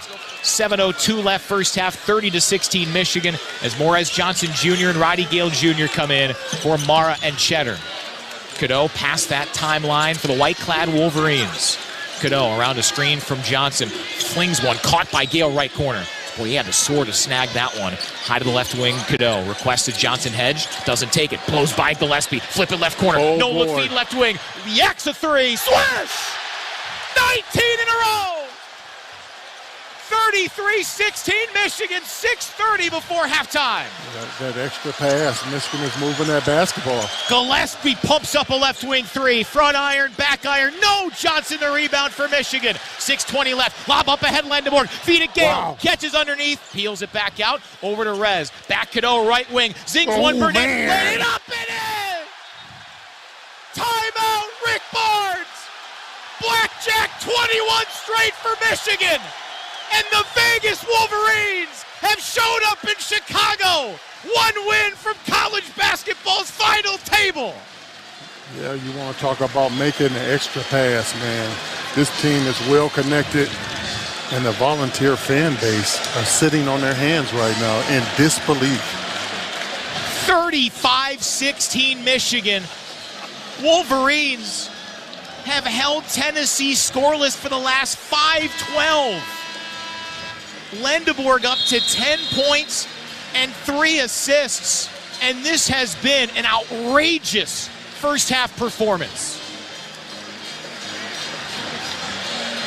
Wow. Tennessee is 5 for 26 from the floor. And all of a sudden, Terry Mills, the rebounding margin, only Vols +1. Yeah, well, Michigan's in the fight. I mean, we talked about it being warfare right now. All hands on deck. Right side, Ament. Feed it in Estrella. Bangs against Johnson. Walls up. Floats. Missed it. Rebound loose. Pinballs its way to Cadeau. Michigan on the run again. Far sideline, Cadeau. Lob it up. Right side, Lendeborg. Pops up a three. Off the front iron. Ament reels in the left-handed rebound for the Vols. This place would have exploded with 5:45 left first half. Michigan up 35-16. Bad pass intercepted. Lendeborg with ease. Lob up ahead. Here's Burnett. Trudges in. Lost out of bounds, and Burnett turns it over. Back to Tennessee with 5:38 left, and Michigan up 19. Boswell out. Ethan Berg back in for the Vols. Rick Barnes, who's lost his last 4 in the Elite Eight, including back-to-back seasons, searching for any answers. And Michigan has turned that defense up. I mean, they're starting to force some steals right now. A 6-minute scoring drought for the Volunteers. Right wing Berg, guarded by Gale. English is a pass carry. Backs down against Yaks. Curls underneath the cup. Jumping pass Ament left corner. Back a post left block carry. In on Yaks. Jump stop. Pivots. Floats. And got it to go. It's the first bucket for Tennessee in more than 6 minutes. 21-0 run for Michigan goes away, but it's still 35-18 Michigan. 5:04 left. Cadeau bumped by Gillespie. EC tried to say it was a 3-point attempt. Bart Lennox won't listen to that protest. Yeah, that was a good try, EC, but it is the 10th foul on Tennessee, though. So instead of a 3 free throw situation, it's 2 for Elliott Cadeau. And the first foul on Jacoby Gillespie. 35-18 Michigan, 5:02 to play first half. Wolverines needed about a half to slice and dice Alabama. Cadeau's first is good. 36-18, Wolverines doubling up the balls. Here it took about, 6-7 game minutes for Michigan to really pull away. Cadeau's second, well short. Ament peels off the rebound for Tennessee. Gallops his way right to left. A sensational freshman. Goes to an immediate back down on Gale. Working on him, right baseline, fades away. 14-footer, no. Rebound, tipped by Lendeborg to Burnett. And Yak says, let's go. Run the floor. Cadeau right side for Michigan. Crosses over on Gillespie. Euros, floats in the paint. Yes, indeed. Popcorn's down from 4 feet away. Wolverines up 20, 38-18 with 4:35 before a desperately needed intermission for the Vols. Yeah, Yax is telling his teammates, this is all gas, no brakes. Let's get after. High to the right side, Ethan Berg, the 23-year-old sophomore who played a ton for Israel's national team. In front of the Michigan bench, Berg terminates the dribble. Little flip over to Brown, back to him. Now left elbow Estrella, floats it up, no. Rebound down to Burnett, and he saves it after a little stumble to Lendeborg. Right wing Cadeau, 38-18 Michigan, 4:05 left first half. No look feed left wing. Burnett considers a 3 from the distance he hit it to beat Rutgers last year. Slip pass from Lendeborg, right side. Here's Gale with 3, front iron, no. Lendeborg reels in the rebound as he was getting knocked over by Gillespie, and that's Tennessee's star guard's second infraction. And all Rick Barnes can do is go over to any official who will hear him with his hands in his pockets and ask what's going on. What's happening here is Michigan has a 20-point lead, 38-18, with 3:56 to carry in the Elite Eight. Pause for a break. This is Michigan basketball from Learfield. Reel in the rewards with hook, line, and bragging rights at Saganing Eagles Landing Casino and Hotel. Fridays and Saturdays now through June from 4 to 10 p.m. Play the fishbowl toss game and win your share of over $400,000 in cash and prizes. Win up to $500 in premium play every hour. Then join us June 27th for your chance to win a tracker boat, a Ford F-150 truck, and a $10,000 gift card to Frank's Great Outdoors. Fish, toss, and win big. Only at Saganing Eagles Landing Casino and Hotel.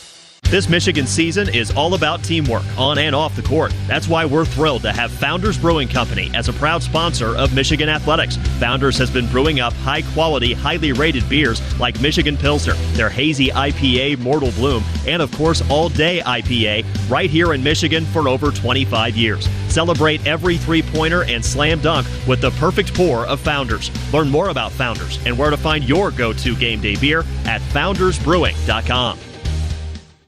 People can't have access to quality medical care without affordable health insurance. At Blue Cross Blue Shield of Michigan, we understand increasing health insurance costs are becoming more of a strain on the budgets of the businesses and people we serve. Affordability matters. It affects real families, real decisions, and real care. That's why at Blue Cross, we're dedicated to finding solutions. To learn about this critical issue and our efforts to make healthcare affordable for all, visit mibluedaily.com/affordability today. From the biggest of the big games to the littlest of the little. There you go, go! Run, James! No, first base! Go, go, go! Whenever you shop Meijer, you help support hundreds of local sports teams across the Midwest. From some of the biggest stadiums in the state to the familiar fields down the street. You're helping make a difference to the people and places you call home. Learn more at Meijer.com/community.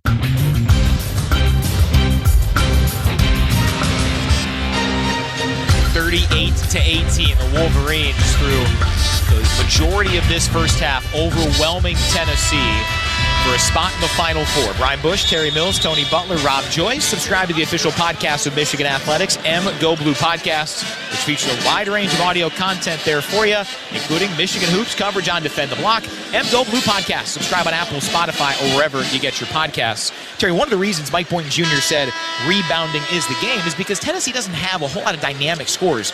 They are 65th out of 79 power conference teams in first shot offense. they don't have a real go-to guy other than Gillespie, and no volunteer has more than 4 points. Yeah, well, it just goes to show you that Michigan can compete in a lot of different ways. I mean, they played against teams that shot the ball and shot the lights out and found out ways to overcome that. So, and now they're in a barroom brawl, if you will, and they're finding ways to get it done. Axel Lendeborg short on the first free throw.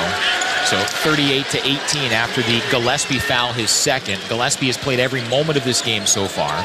He has 3 points and just 1 of 8 shooting. He came in averaging 22 points a game in the NCAA tournament. So Lendeborg to split the pair, hoists, and misses that one. An 0 for 2 trip. Rebound to Tennessee and Ethan Berg. Berg into the forecourt with Brown, Carey, Ament, and Gillespie for the orange-clad Volunteers, trailing Michigan by 20 here in the Elite Eight. Right block, Carey spins in on Gale. Gale got his paws in there, went for a jump ball, didn't get it.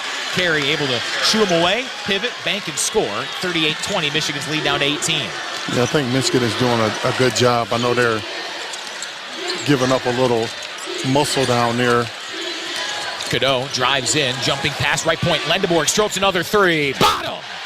Michigan's fourth triple. Lendeborg up to a baker's dozen, and Michigan has a 21-point lead at 41-20. Yeah, it makes you wonder.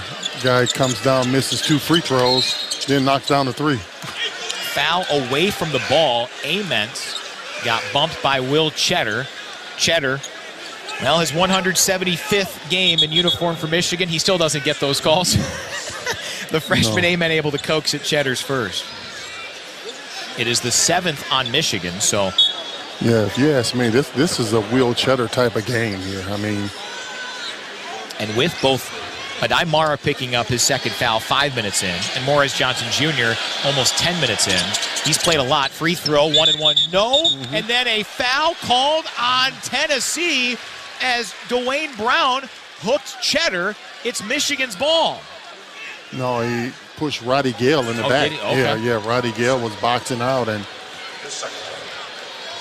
so Brown has his second and go right to the other end of the floor. It'll be Gale at the stripe for Michigan. 41-20 U of M, 3:08 before halftime here in the Elite Eight. 27-4 the run for Michigan. Gale's first, no good. Michigan started 11 for 13 from the line. Now they've missed their last 3.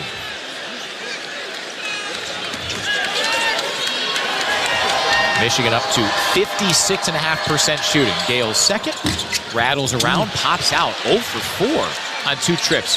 For Yaks, 83%, and Gale, 78%. Still 41-20 Michigan. 3 minutes to play first half. Certainly a first-world problem with the way this half has gone.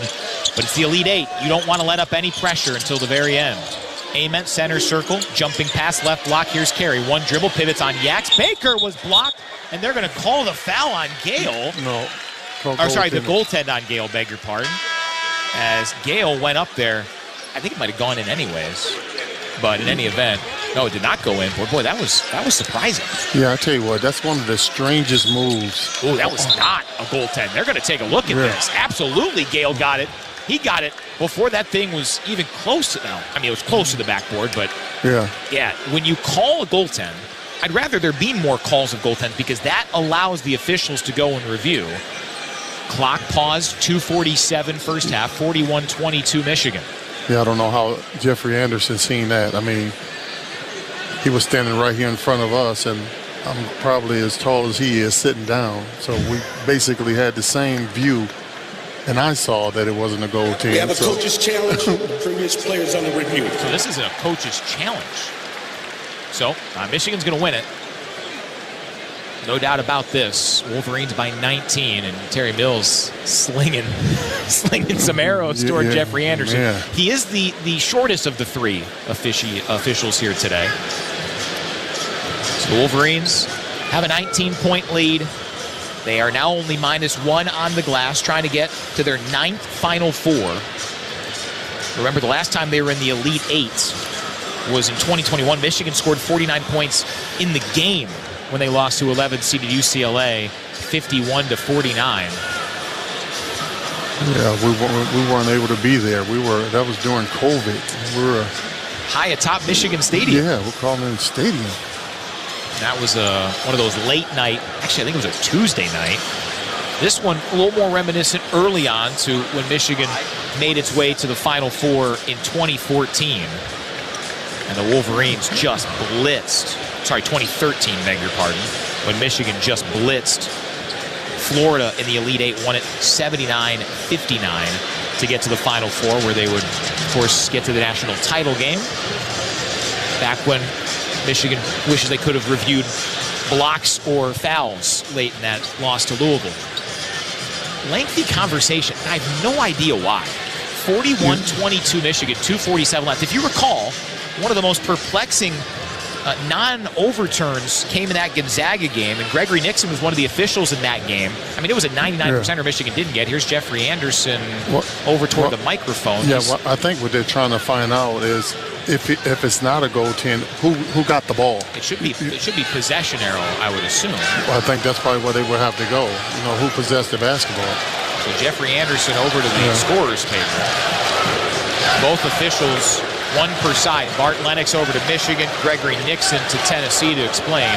2:47 left first half, 41-22 Michigan. And Bart Lennox is going to come over and tell television.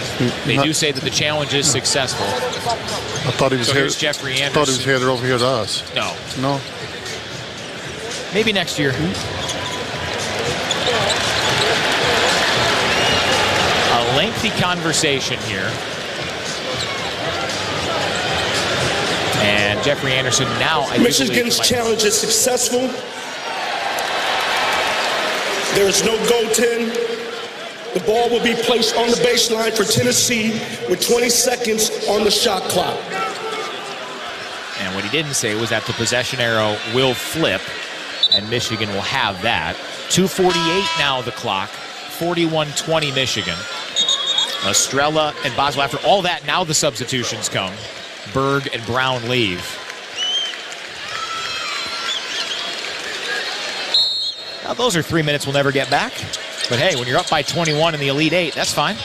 We'll be here all night if we need to. Gillespie center circle for the orange-clad Volunteers. A 25-11 season. Steps back, left point three, over Cheddar, swishes it down. Gillespie is second three of the game, 101st of the season. 41-23, Vols within 18. Cadeau into the forecourt. Behind the back bounce on Gillespie. Flings it up. No, a lot of contact. Carey went over the back to snatch it from Cadeau. There was, we think, a whistle. Indeed, there was. And a foul called on Cadeau. Dusty May is crouched over, hands folded, looking down. Oh, to be a fly on the wall of Dusty May's mind and of his unfiltered thoughts. Because Elliot Cadeau, who Dusty May called Michigan's Tasmanian Devil, got blasted like a Looney Tunes villain and got called for a foul. Yeah, let's see if we can't get one of these ball don't lies here. Jalen, there'd have to be an air ball for that. Carey's first free throw. Barely grazed front iron. Estrella got the board, and then a foul on Gale. That probably was a foul. But it will be the 9th on Michigan, another 1-1 as the partisan Michigan crowd sharing their displeasure.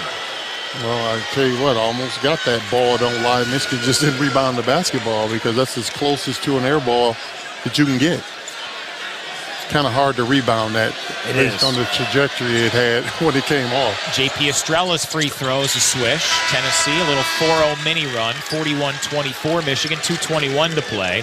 Gale exits after his second foul. Damari Burnett, the Chicago native, back in for the Maize and Blue. See where it goes. Boy, after a sizzling first 15 minutes, slowed to a halt here. Second free throw hit the front rim twice, no good. Rebound Lendeborg, pitches it immediately to Cadeau. And Michigan wants to run.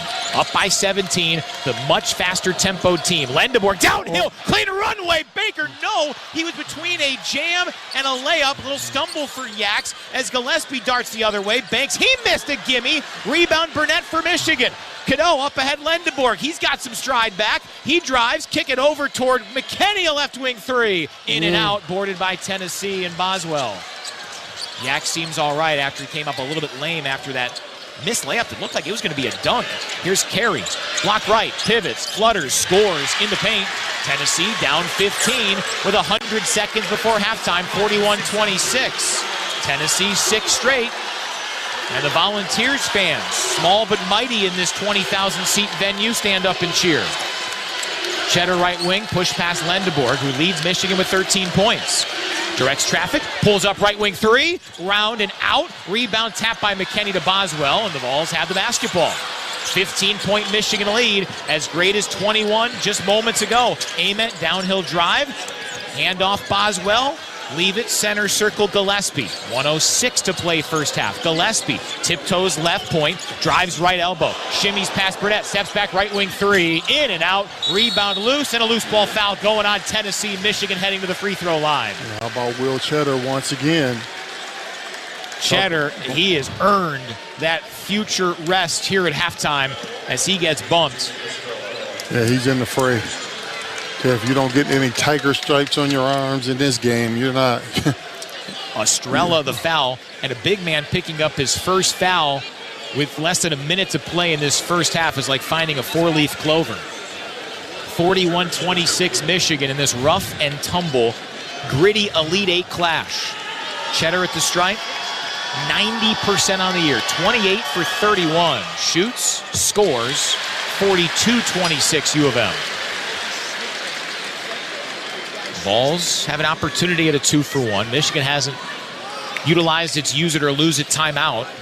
Barnes already delved into his second half allotment. He's only got 2 left because of that furious 21-zip Wolverine surge. One more for Cheddar, 3 dribbles. The 5th-year grad student lets it fly and knocks it down. Doesn't shoot them very often, but he practices them relentlessly, and they come through on one of college basketball's grandest stages. 43-26 Michigan. 53 seconds left as Gillespie passes the timeline. Has Lendeborg on him, crosses him over, takes it left lane line, jump stop and a pitch to Ament left elbow. Dump it down Estrella. Cheddar got his paws in there. Ball poked away as it still bounces around, and it comes down to Cadeau. Cheddar started that. Here's EC left to right. Fakes a pass. No look for Burnett. Handoff Lendeborg. Laid it up and in low on the right. Timeout, Dusty May. Oh, what incredible ball movement. 45-26 Michigan. As Dusty likes to say, the ball was popping. Yeah, I tell you what, it's hot, that's for sure. I mean, you're talking about sharing is caring with that basketball. And how about Michigan after Tennessee showed a glimmer of momentum? 6 in a row, their largest run of this half. Michigan, an immediate 4-0 counter punch to swell the advantage to 19 at 45-26. And Dusty there takes that time out because the clock would have continued to run. And Tennessee could have waited a few seconds inbound, and then they'd unplug the shot clock. Not like that horn back in Houston last night. It would have probably worked in the second half, but they do have a chance here potentially to get one more offensive trip. Yeah, well, that's what Coach Dusty May is thinking. I mean, you don't care whether it's a second or not. If he can get an opportunity to run a little offense to score, he wants it. How about Yaxel Lendeborg? 15 points, 3 rebounds, and 3 assists in the first half. He was 3 assists from a triple-double in the win Friday over Alabama. After a quiet performance against Howard in the round of 64, where Yax openly said he was invested in the VCU North Carolina finish up on the video board. He's had 25 against St. Louis, 23 against Alabama, and he's on pace for a 30-point explosion here against Tennessee. Inbound Gillespie, bothered here by a couple of Wolverines as he darts his way into the forecourt. 24 seconds to play, shot clock at 20. It's 45-26 Michigan. Cadeau guarding Gillespie 40 feet out, jumping past Estrella free throw line, goes in for the jam, went for a Space Jam-esque finish, didn't get it to go, pops up Michigan. Right wing McKinney. Wolverines by 19. Push pass left side Cheddar, over to the left wing Cadeau, blows by Ament, jumping past Lendeborg, over to McKinney, right point 3. Oh, yes, sir! Heave by Gillespie to finish the half off the window. How about the Wolverines? 48-26. The exclamation point, a Trey McKinney 3 from the right point. Michigan's largest lead is its current lead. 48-26 as we visit with Mike Boynton Jr. Here's Terry Mills. Yeah, Coach, you talked about rebounding the basketball and your team being in the fight. How do you like them being in the fight? I love it. I mean, after the first 4 minutes, we really settled into the physicality of the game. We're playing a really good team for a chance to go to Final Four. We knew it would be hard. We also knew that we had the type of team that could meet this challenge. It's not over. We got more work to do, and we'll get to the locker room and figure out what we need to do better in the second half. Yeah, what did you see from your defense on that 21-0 run with them not scoring in a 6-minute drought? What did you see from your team defensively? We were just much more disruptive than we had been before that, made their catches a little bit more difficult, and really taking them out of their rhythm offensively with our physicality and our versatility and our switches. Well, thanks for your time, Coach. Good luck in the second half. Thank you. Back to you, Brian. There is Mike Boynton Jr. Thanks to Terry Mills as well. Wolverines, well, it wasn't quite a 21-0 run, but a third of that still jolts Michigan into the halftime locker room. 7 straight immediately after Tennessee's best run of the half, a quite modest 6-0 run. 48-26. Michigan has the lead by 22 here in the Elite Eight. You heard there from Coach Boynton, Terry, settling into the physicality. It was an inauspicious start. Michigan got into some foul issues, but boy, once they settled, they thrived. Yeah, he couldn't have said that better. You know, I think you can talk about how physical a team is, but until you're in it, and all of a sudden you get hit in the mouth, and that's exactly what Michigan did to start this ball game. You could talk about the physicality, but when you get hit in the mouth, it's all about how you're going to respond. And Michigan responded right away, and that's why they got a 22-point lead. And when Michigan was at its best, Terry, they had big leads, and they would not let the gas up. That will, I have to imagine, be a part of the conversation here at halftime to allow this to be a celebration in the final 3-4 minutes. Yeah, well, there is no celebration in that locker room right now. Believe me, I mean, it's all business, and that's how those guys walked off this court. There might be a little celebration, if Michigan can continue to press forward, win this ball game. But after that, it's going to be all business. So love what they're doing right now, but a lot of basketball left. Michigan 48, Tennessee 26. It's halftime in the Elite Eight. We got Rob Joyce in our network studios for all the coverage. Plenty of previews for the other big games for Michigan athletics. Hockey later today. And, of course, women's basketball tomorrow against the top seed, Texas. All of that to come. Wolverines by 22 at the break on the Michigan Sports Network from Learfield. Hi, I'm Rick Germain for Germain Lexus of Ann Arbor. Nearly 80 years ago, our family's automotive story began right here in Michigan. Since then, shoppers have trusted the Germain name when it's time to purchase their next vehicle. Ask about our $1,000 price promise, assuring no one will sell you a vehicle for less. You'll also have more assurance with Germain's 72-hour exchange policy, and you can buy with more confidence knowing that every qualifying pre-owned vehicle comes with a warranty. At Germain, you don't have to choose between a great experience and a great price. We deliver both. Hey Michigan fans, this is Trey McKinney of Michigan Basketball. Spring is just around the corner. Is your outdoor living area ready for a championship performance this season? As the official decking and railing partner of Michigan Athletics, TimberTech is here to help upgrade your space. It looks like real wood, but won't rot, warp, or splinter, and comes with industry-leading warranties. Order free samples at TimberTech.com. That's TimberTech.com. Go Blue. Wolverines, Volunteers. Yes, downhill drive, jumping past Gale. He shoots 3. Bottom! This is Wolverine basketball from Learfield. It's Truck Month with the Ford Crew. Care for a Truck Month trivia contest, Sam? Oh, you know I can't resist, Hank.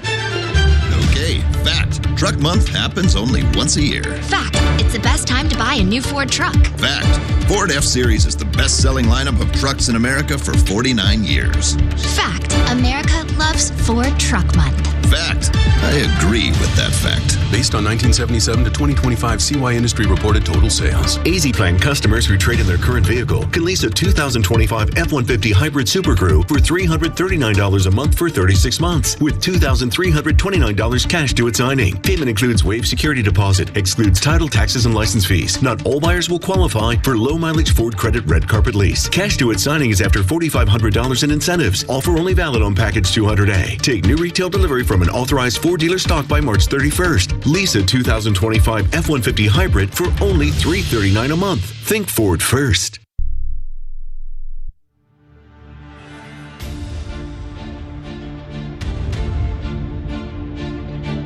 Welcome to the Michigan Basketball Halftime Show. Analysis, highlights, and stats from the first 20 minutes are on the way. Now, here's your host, Rob Joyce. Halftime from Chicago, and what a first half it was.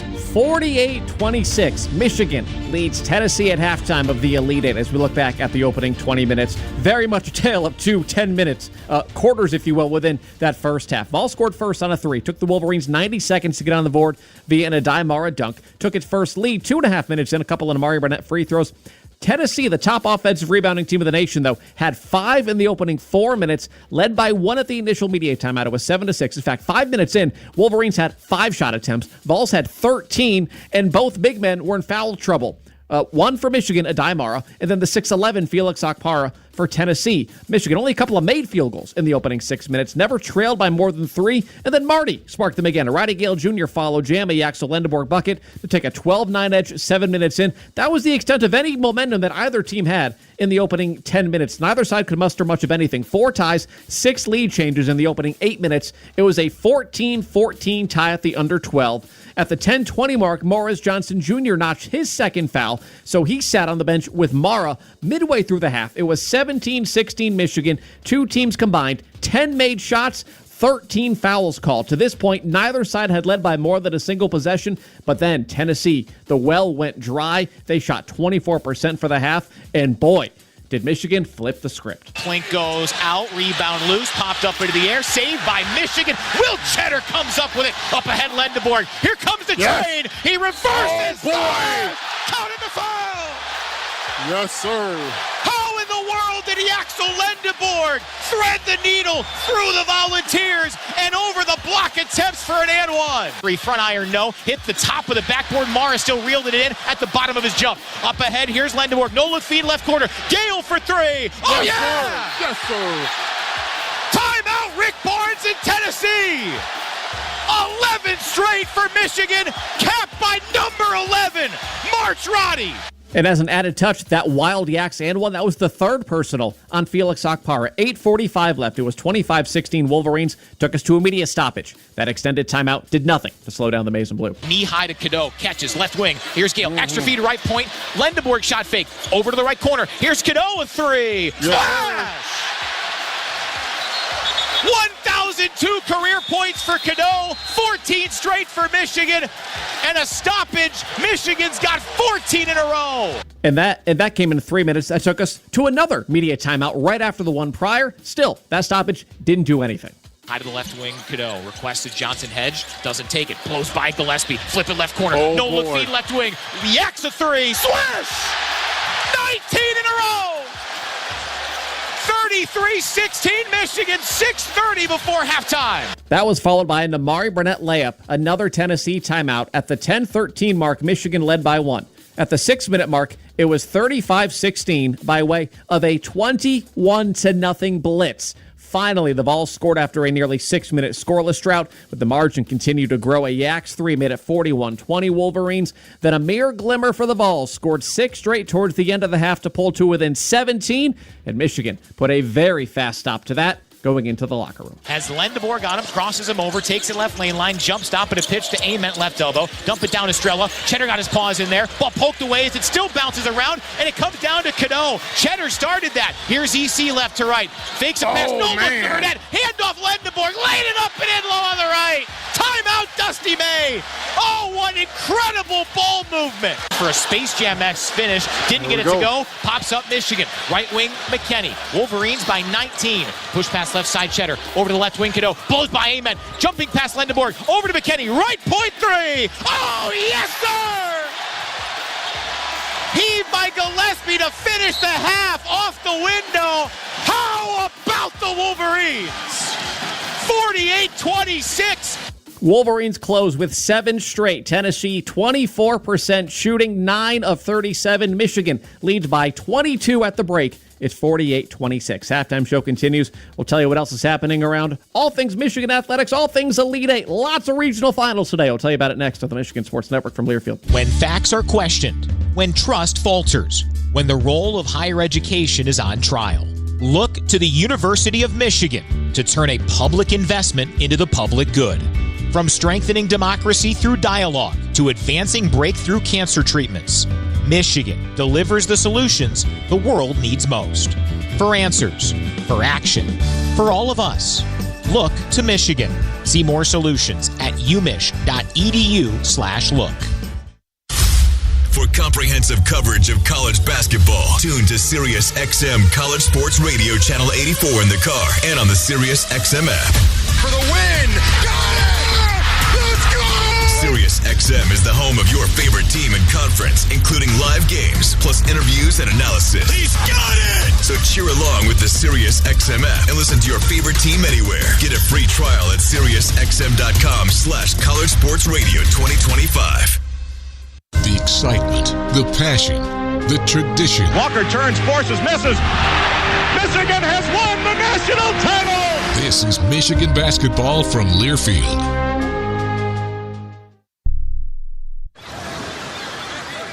Hear that? That's the sound of your life. Perfectly imperfect. Beating in rhythm to the world you've created. But every time you drive after drinking, the music gets drowned out. Your life sounds pretty great. Don't let a buzz ruin it. Buzz driving is drunk driving. Don't drive buzzed. A message from NHTSA and the Ad Council. When you're high, you feel different. You think different, you talk different, you draw different, you listen to music different, but you probably knew that. Problem is, you also drive different, and not in a good way. That's why driving high is illegal everywhere. So if you're high, just don't drive. Make a plan to get a sober ride. Because if you feel different, you drive different. Brought to you by NHTSA and the Ad Council.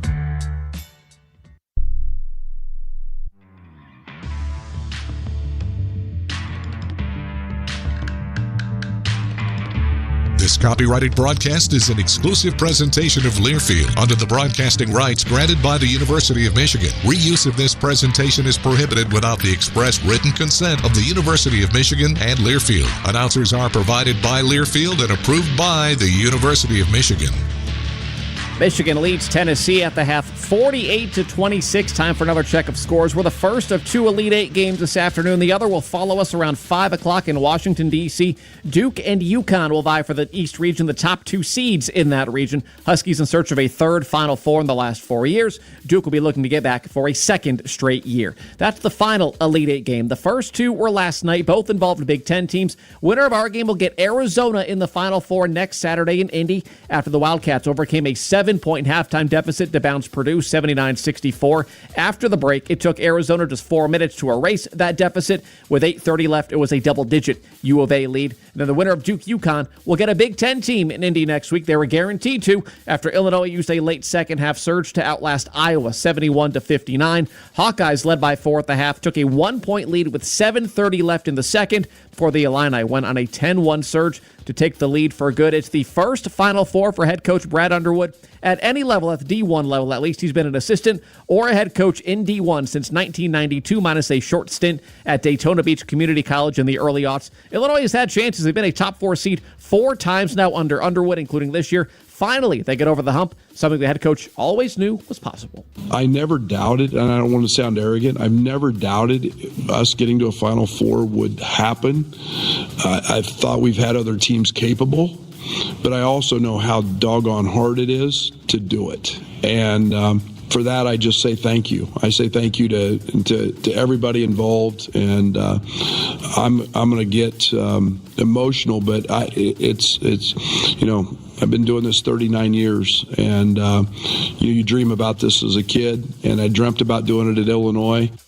So one Big Ten team will be in Indy. Michigan tries to make it 2, and the Wolverines are one of 3 programs for Michigan today with both its men's and women's teams in a regional final. Kim Barnes-Rico and the women's basketball team plays in the Elite Eight tomorrow for the second time ever. They get a Texas team that's 34-3 on the year, has ripped off 11 straight wins. The game's in Fort Worth, so a partisan Texas crowd expected tomorrow, but after playing UConn in Connecticut, Vandy on a neutral floor, Notre Dame on a neutral floor, plus the Big Ten gauntlet in the regular season, head coach Kim Barnes-Rico says Michigan's ready. We needed to be in those experiences to really understand it, and we needed to play Connecticut in Connecticut So if we are in a situation like we will be tomorrow, that we've had that type of experience.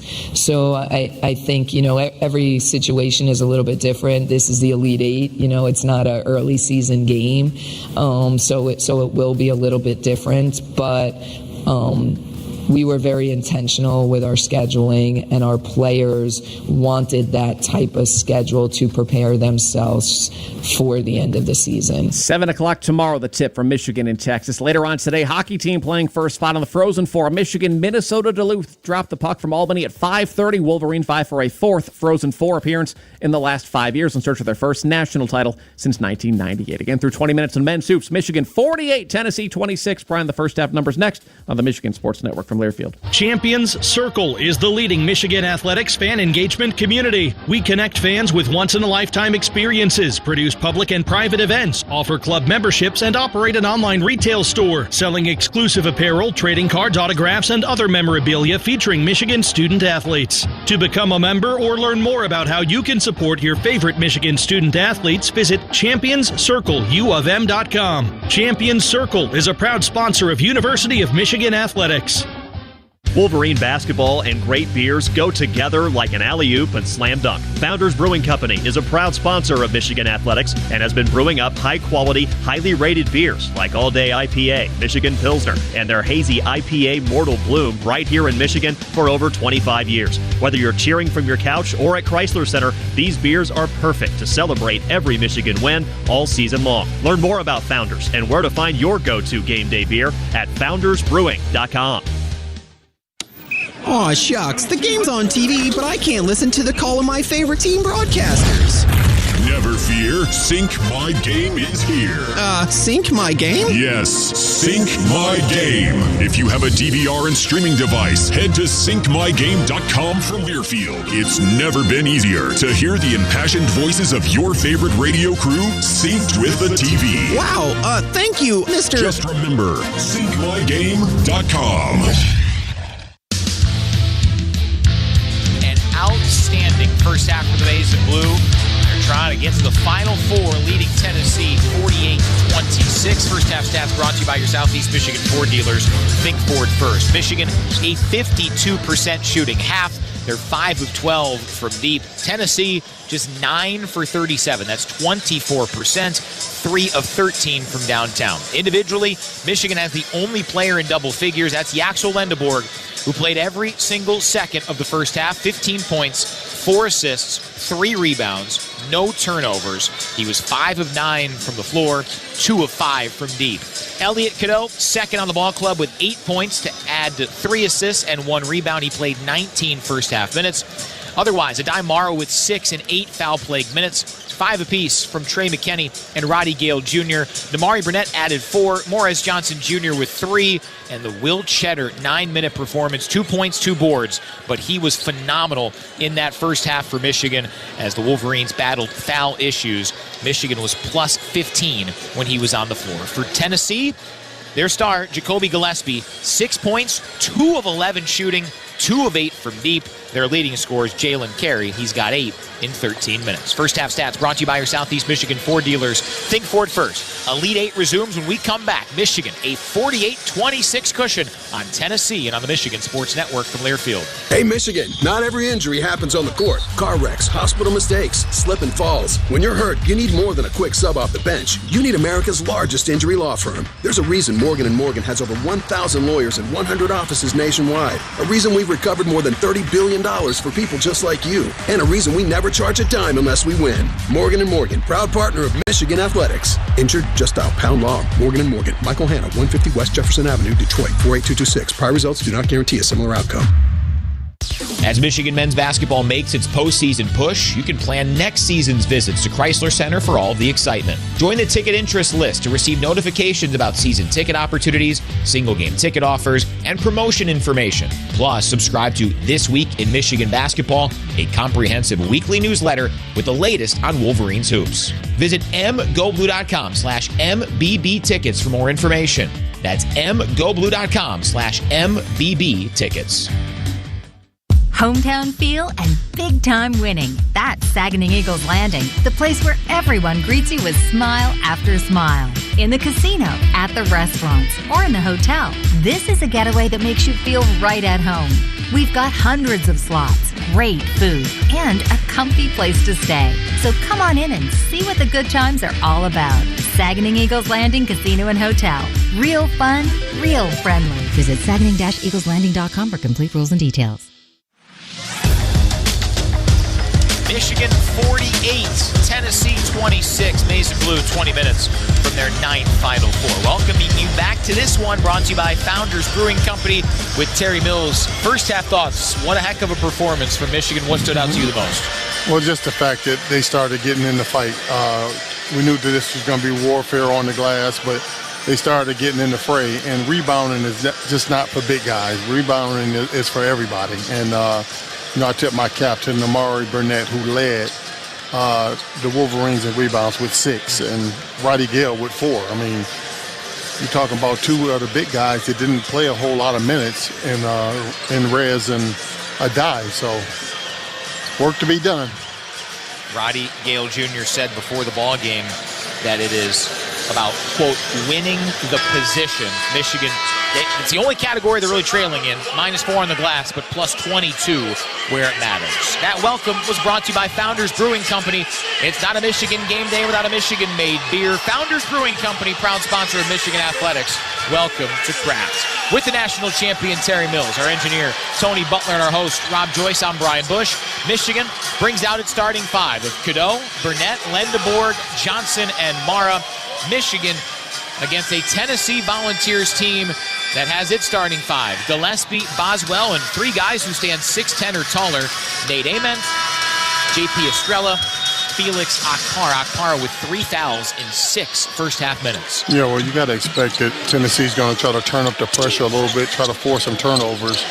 But Michigan has done a good job in the first half at taking care of that basketball. Only 4 turnovers, so got to continue here in the second half. Michigan starts with the basketball. Remember, they got this possession because the possession arrow flip on the review of the goaltend in the first half. Mara has it left block, banging inside against Estrella. Leans in, a little hook shot, no. Off the heel, rebounded by Gillespie. A squeak of the sneakers sounded kind of like a whistle. So there was a brief moment where a couple of guys slowed down. Tennessee the basketball. Akpara right wing. Pestered by Johnson, over to Ament, leave it for Boswell. Jumping past left wing, Ament strokes a 3, high off the heel, and Johnson peels off his 3rd rebound of the game. Michigan gets a stop, 45 seconds into the second half, up 22. Cadeau lob it up, caught by Lendeborg, sheds Gillespie, layup, no, tapped it back up and in. Lendeborg with his own missed finish, and it's 50-26 Wolverines. Estrella at the point to the right wing, Ament. Surveys the scene, slips a pass, chest high, Gillespie high to the left side. Fling a pass, Estrella, 1 dribble, hooks on Lendeborg and cashes it in. Tennessee responds, and it's 50-28 Michigan, 18:43 left. Well, that's just smart defense there by Yax. I mean, there's not too much you can do. He has a little size on you, just basically wall up. Right side, Cadeau. Guarded by Akpara, the former Ohio State Buckeye. Cadeau flashes, feed it in. Mara, easy jam. Dynamite feed from Elliott Cadeau. Mara was kind of in between. Do I float? Do I jam? You're 7'3", young man. He dunks it down, 52-28 Michigan. Yeah, well, Elliott just being able to land on 2. Ament lunges toward Lendeborg, missed it off glass. Rebound back tap by Mara to Lendeborg. Right to left, over Burnett, left corner. Up fake, doesn't shoot it, instead drives, feed Mara. He tries a heat check 3. Yes, indeed! Mara's 3rd career triple. The first 2 came in Columbus in February. Everybody hitting. It's 55-28 Michigan. Oh, Gillespie left wing. He hoists a 3. Got it to go. A rebuttal there from Gillespie, 55-31 Michigan. Yeah, that's a little bit more conventional there to see Gillespie knock that down. But wow. Well, credit Mick Cronin for his coaching there, I suppose. 55-31 Michigan, 17:25 remaining. Cadeau dances to the point, backpedals against Boswell. No-look feed inside Mara. 1 dribble, had it poked away. Disposed by Tennessee as Boswell comes up with it near sideline. Right wing Gillespie. Around an Estrella hedge. Steps back, right point, heaves a 3 and got it to go. Gillespie was 2 for 11 in the first half. He's 2 of 2 in the second half, and it's 55-34. Michigan up 21. Gillespie might do that all half. Yeah, I tell you what, he's got some arc on it when he turns it loose. Some contact as Boswell and Cadeau, a couple of number 3s, collide over on the left side with Lendeborg patrolling right wing. Mara has it at the center circle. Poked away, regathers. Mara to Cadeau left side. Shot clock to 7. Lendeborg left point. Drives in, into the paint. Kick it right corner. Burnett catch. He hoists 3. It's off the front iron. Rebound Johnson as he was being tugged down by Akpara, and they don't call a foul. I mean, Johnson was being held. And they're going to play on, and it's out of bounds on Michigan. Yeah, that's holding in football there, isn't it? I mean, that's past 5 yards. We should ask former Wolverine Colston Loveland. Boy, that young man has no holes in his game. What a stud after a rookie year for the Bears. He's watching on the other side of that Michigan fan section. Akpara, left free throw line, misses a little floater, rebound down to Cadeau. Chucks it up ahead, Lendeborg. Drives in, takes it strong, jams it down! Tomahawk style! One hand from the Dominican LeBron! The runway's open. 57-34 Michigan. We're 4 minutes into the second half of the Sweet 16 now. Gillespie over to Boswell, left point carry. Here comes Ament on a drive on Lendeborg. Steps back, fades away, thuds off the heel. Rebound Cadeau. Michigan right to left. Bolting is Cadeau. Feed right side. Burnett heaves 3. Oh, boy! The Chicago kid. Namari Burnett makes it 60-34 Maize and Blue. Rick Barnes won't have enough timeouts today. Only 2 left. Shovel it inside. And Carey got met at the rim. A block by Mara on Carey's dunk attempt. Here comes Cadeau. This place could pop the roof with a bucket. Cadeau, left wing with Michigan up 60-34. Mara, right point. Lets Cadeau drift by. Shovel at Lendeborg. And a foul on Tennessee.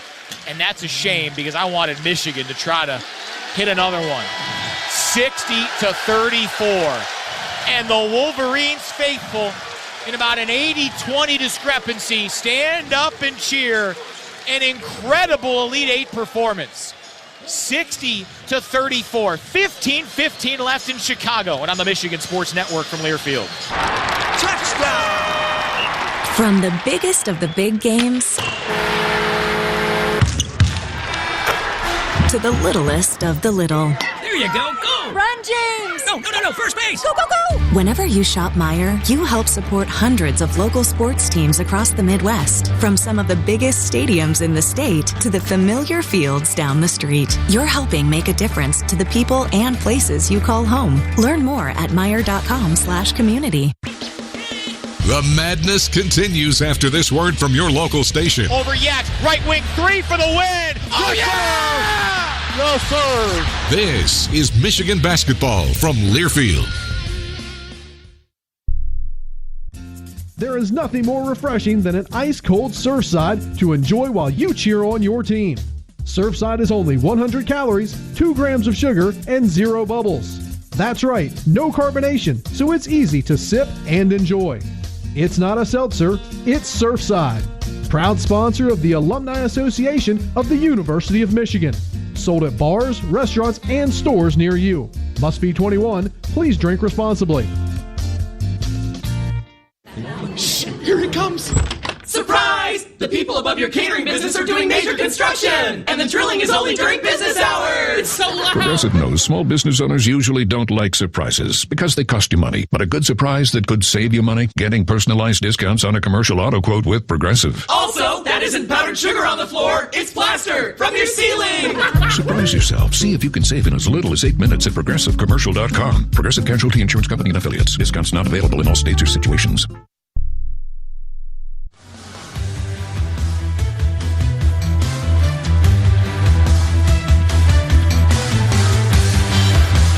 Bombarding the Tennessee Volunteers in the Elite 8. Wolverines 60, Vols 34. Brian Bush, Terry Mills, Tony Butler, Rob Joyce. Whew. What a start, and potentially what a finish here in the Midwest Region Final. Nothing says home like Aunt Millie's, whether it's pregame breakfast, tailgate sliders, or postgame comfort food. Aunt Millie's is making memories from their family to yours. Pick up all your Aunt Millie's favorites at your local Meijer. Aunt Millie's closer to home. What did Michigan, Terry Mills, continue in the first 4:45 of the second half that they did so often in the first half? Just competing on the glass for one, but really relying on their defense to be able to create their offense. I mean, you've seen Morrow rejecting shots, we're getting steals, and we're playing Michigan basketball. This is Michigan at its best right now, is getting out in transition, and this is the way that Coach Dusty May said he wanted to play when he built this team. But then we kind of got in this thing where we were winning a lot of games, and then all of a sudden teams want to start slowing down possessions. Inbound left corner, Burnett a three, swirls out, rebound Tennessee and Jalen Carey. He's got only 3 boards after recording a double-double in 21 and a half minutes Friday against a short-handed Iowa State team that didn't have Joshua Jefferson. Right side, Gillespie, shimmies left, hoists a 3, front iron twice. Pops out of there, rebound Johnson. Michigan continuing to push. Lob up ahead in transition, Burnett. Now Lendeborg, who paces everybody with 19 points. Hasn't rested a single moment. Steps back, right pocket 3. Swish again! 22 for Yaks. Third straight of 20 or more. 63-34, Maize and Blue. Yaks is cooking right now. I mean, he is just playing with these guys. Carey leans in on Yaks, pivots, floats, banks, and crawled out. Rebound into the arms of Burnett. Give Damari 7 rebounds plus 7 points in 3 dimes. His best game in the 5 Michigan have played here at the United Center. Cadeau takes it in, left baseline on Carey, who pokes it away, right to Cadeau. Michigan resets with Yaks. Shot clock halfway gone. Michigan by 29. Left side, Cadeau tries a 3. Off the heel, rebound loose. Johnson fighting for it with Evans in a jump ball. Evans and Johnson fighting, getting each other's grills. And Michigan hustles over to separate Johnson. Then Carey came in and bumped Johnson. It's a little too late to play tough man contest right now. Jalen Carey with some words toward the Michigan bench. Yaxel Lendeborg just saying scoreboard to him. Yeah, just give him a look. Give him a look at the scoreboard. Jeffrey Anderson telling both sides to go to each other's benches. 63-34 Michigan, 14:02 to play. Yeah, I don't think you see too many ejections in this ball games in college basketball, but I think it's headed that way. Listen to the partisan Michigan crowd. Wolverines leading at 63-34, 14:02 to play. And I'll tell you, they've teed up or given a flagrant for less than that after the whistle push from Jalen Carey. I don't know if they're going to give anything here, but frankly, Michigan doesn't need it. They're on an 8-0 run. They had a 21-0 run earlier, and Michigan has already surpassed the point total that Dusty May and Florida Atlantic posted in a Sweet 16 win over Tennessee in that 2023 run for the Owls over to the Final Four. They won it 62-55, and Yaks is at the free throw line, so it does appear like they're going to add something to this. A little bit less than 6 minutes into the second half. Yeah, Yaks must know something that we don't know. Huh? Maybe he's willing it into existence. With Burnett, Cadeau, Gale, and Johnson waiting at the semicircle, or at the center circle, arms locked like they do after every practice. Dusty May says a few words, opens it up to anyone who wants to speak. It all starts with a "bring it in, men" from Dusty May to usher in the close of practice. Yeah, well, he's concerned more about his guys not having anything escalate. At the review, here's Jeffrey Anderson. We have a dead ball contact technical foul on 23 for Tennessee. We'll shoot 2 shots. Anyone can shoot 2 shots for Michigan. So Yaxel Lendeborg heads to the free throw line after doing some cleaning up of a rogue piece of confetti. It was neither maize nor blue, but that's likely to change in 14:02. Lendeborg trying to add to his 22-point explosion. Free throw up, and Michigan's up 30. 64-34, 14:02 left. Yaks closes his eyes. Dribbles twice, bends the knees, shoots, front iron out. A 1-for-2 trip for Yak, 64-34 Michigan.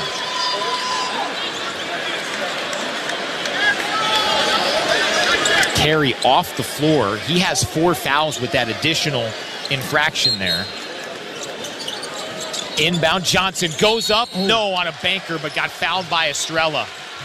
How about EC, who's such a good distributor, after Johnson fought for that rebound and that jump ball.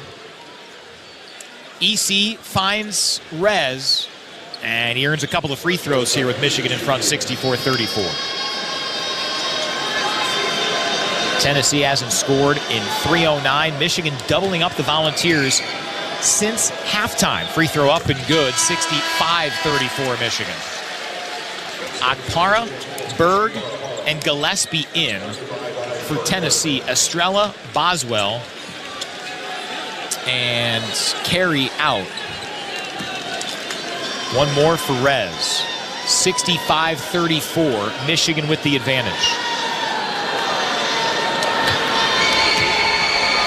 Hoists it up, and it swirls out. Rebound, Okpara, as Roddy Gale, his former freshman year roommate at Ohio State, tried to playfully shoo it away.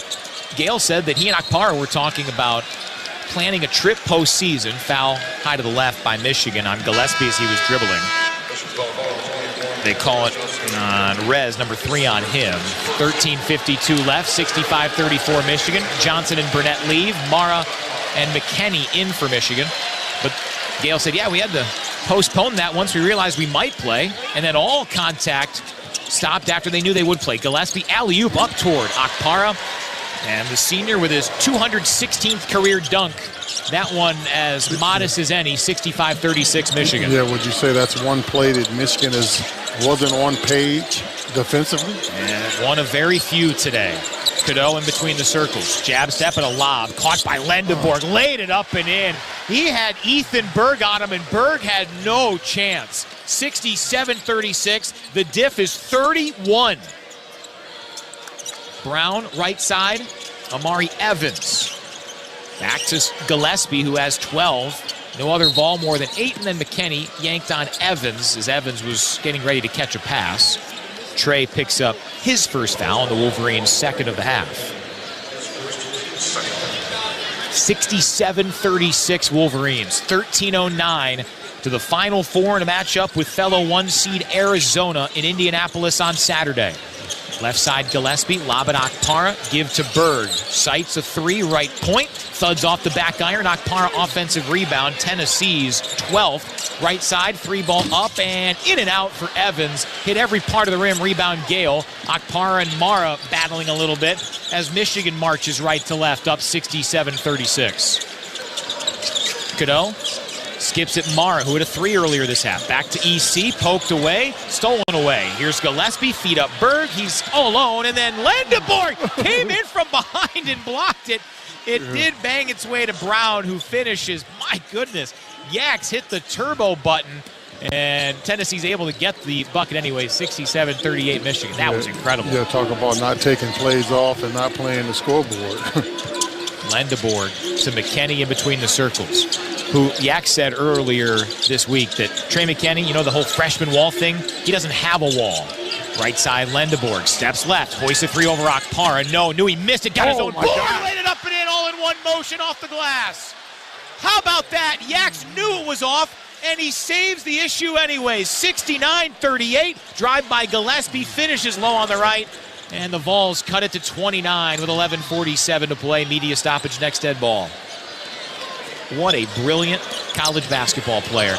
As Cadeau just got Berg off his shoes, kick it left wing. McKinney shot fake, jumping defense by Evans, leans in, man. Shoots and scores in front of the left elbow for Trey McKinney. Yeah, a little mid-range game there. One of those mastery shots Dusty May talks about. Michigan doesn't like mid-range jumpers from 2, but Trey McKinney, the mastery shots are permitted, and he's getting close to it toward the tail end of his stellar freshman year. Here's Gillespie, slithers in. Banks scores with the right hand, off glass. 71-42. Michigan up 29, 11:08 to play. Inbound from Mara. He just kind of bowled it like a little 3-year-old playing gutter ball. And Michigan bleeding some clock. Mara playing defense against Akpara. Lendeborg still hasn't touched it. Clock bleeding to 10:55. Here comes Berg, and finally Yaks picks it up. Now Michigan wants to run a little bit. Over to Cadeau. Michigan slows it down. That took about 20 seconds off the clock. Then Cadeau lost it. Up had Akpara. Here comes Gillespie. Lendeborg to meet him, and Gillespie smacks it down over him. And Lendeborg just nods his head. Yeah, game, respect, game there. That was an awesome finish from Jacoby Gillespie in a game where he's got no chance to appreciate it at the end. Yeah, all you can do is respect that. I mean, man, that was incredible. Yeah, Gillespie hasn't quit playing, that's for sure. He's a young man from East Tennessee who finally got the offer from the Vols, and, well, he got him to the Elite Eight, but they're going to need a miracle. 71-44 Michigan, 10:41 left in the Elite Eight on the Michigan Sports Network from Learfield. Look, I'm not going to tell you how to live your life, but if you're a Wolverine fan like me and you haven't switched your phone service to Michigan Mobile, you're passing up a slam dunk. Here's the deal. You get exclusive VIP perks, and Michigan Mobile contributes to Michigan athletics with every payment you make. No contracts, no hidden fees, no reason to put it off another minute. Switch now to the only phone plan built for Wolverine Nation and on the T-Mobile network. Visit MichiganMobile.com. That's MichiganMobile.com. If you are a fighter, Modelo is your reward. So listen close. You put up with a lot, but you always hold it down for your people. You are strong. You are fearless. You are the baddest on the block. You are an elbow grease factory, a force of nature. You are not to be reckoned with. You are a ride or die, a powerhouse of productivity. You are a fighter, and Modelo is your reward. You've earned every last drop of this rich golden lager, so raise it up high. Modelo, the mark of a fighter. Drink responsibly. Beer imported by Crown Imports, Chicago, Illinois. Experiencing a Wolverines game is a lot like life. We honor traditions. We shed tears for a loss, but also for a win. And every time we step on the court, it's a chance for greatness. Farm Bureau Insurance sees the connection and is a proud supporter of University of Michigan athletics. From financial security to a helping hand, Farm Bureau understands the experience matters. Find an agent who can protect what matters to you.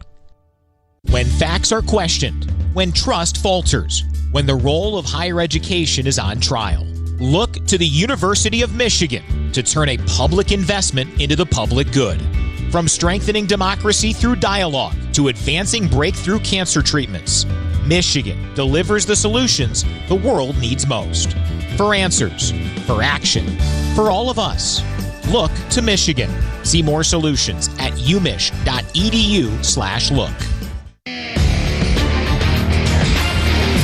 Michigan having a lot of fun on a Sunday afternoon here in Chicago, 71-44 with 10:41 to play. Michigan trying to secure a berth in the Final Four for the 9th time all time as we pause 10 seconds for station identification. This is Michigan basketball from Learfield.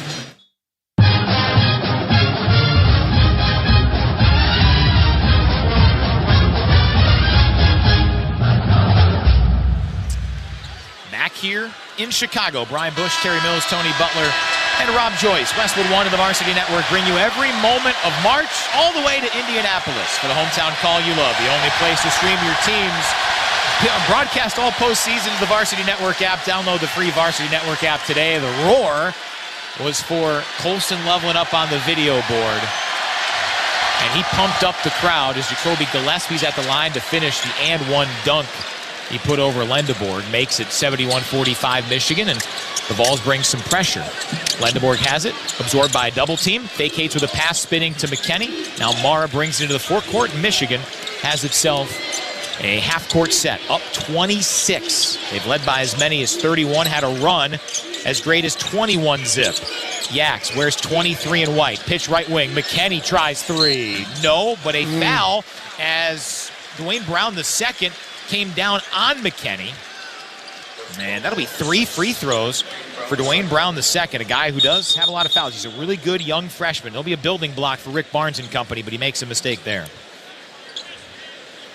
Yeah, and he knew he had made a mistake, and his sportsmanship helped McKinney up. So Trey McKinney at the stripe, 7 points. He's 3 away from breaking the Big Ten's record for most 10-point performances by a reserve. Free throw up and good. He's 2 free throws away now. Morris Peterson did it for Michigan State 24 times back in 1999. McKinney averaging 9.7 a game, had 17 on Friday against Alabama. Second one, got it to go. 73-45 Wolverines. Nate Ament returns for the Volunteers. Amari Evans exits. Ament had a tough game. 4 points, 5 boards, 1-9 shooting. Came in at 41%. And the third good. There is the record for McKinney.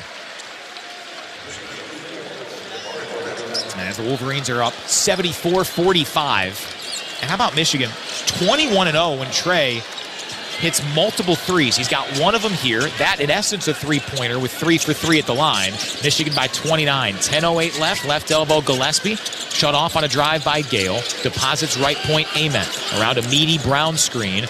Drives to the right baseline. Shut off there by Lendeborg. Recoils right elbow. Jumping pass left corner. Secured on a leap by Gillespie. Trudges left elbow. Skip it left wing. Berg fakes right. Drives left. Spins. Lost the handle. Fades away with the timer expiring. No. Air ball. Man. Shot clock violation. And how often do you see Trey McKinney flash a smile?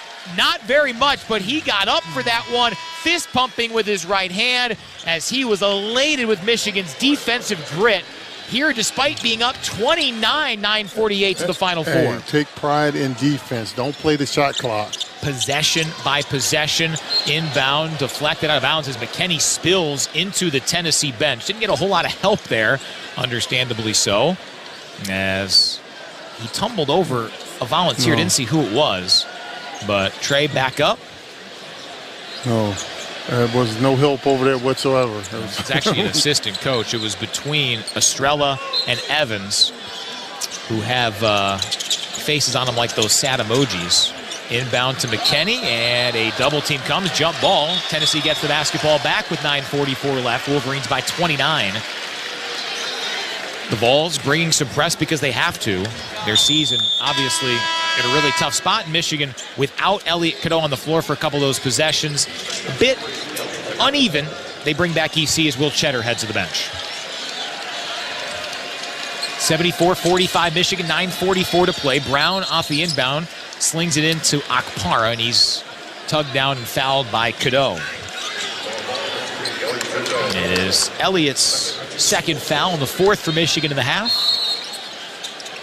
Baseline left, Berg lobs it in. Brown catches left corner. 9:40 left to go. Michigan up 74-45. Akpara pivots, banks, and scores low on the left.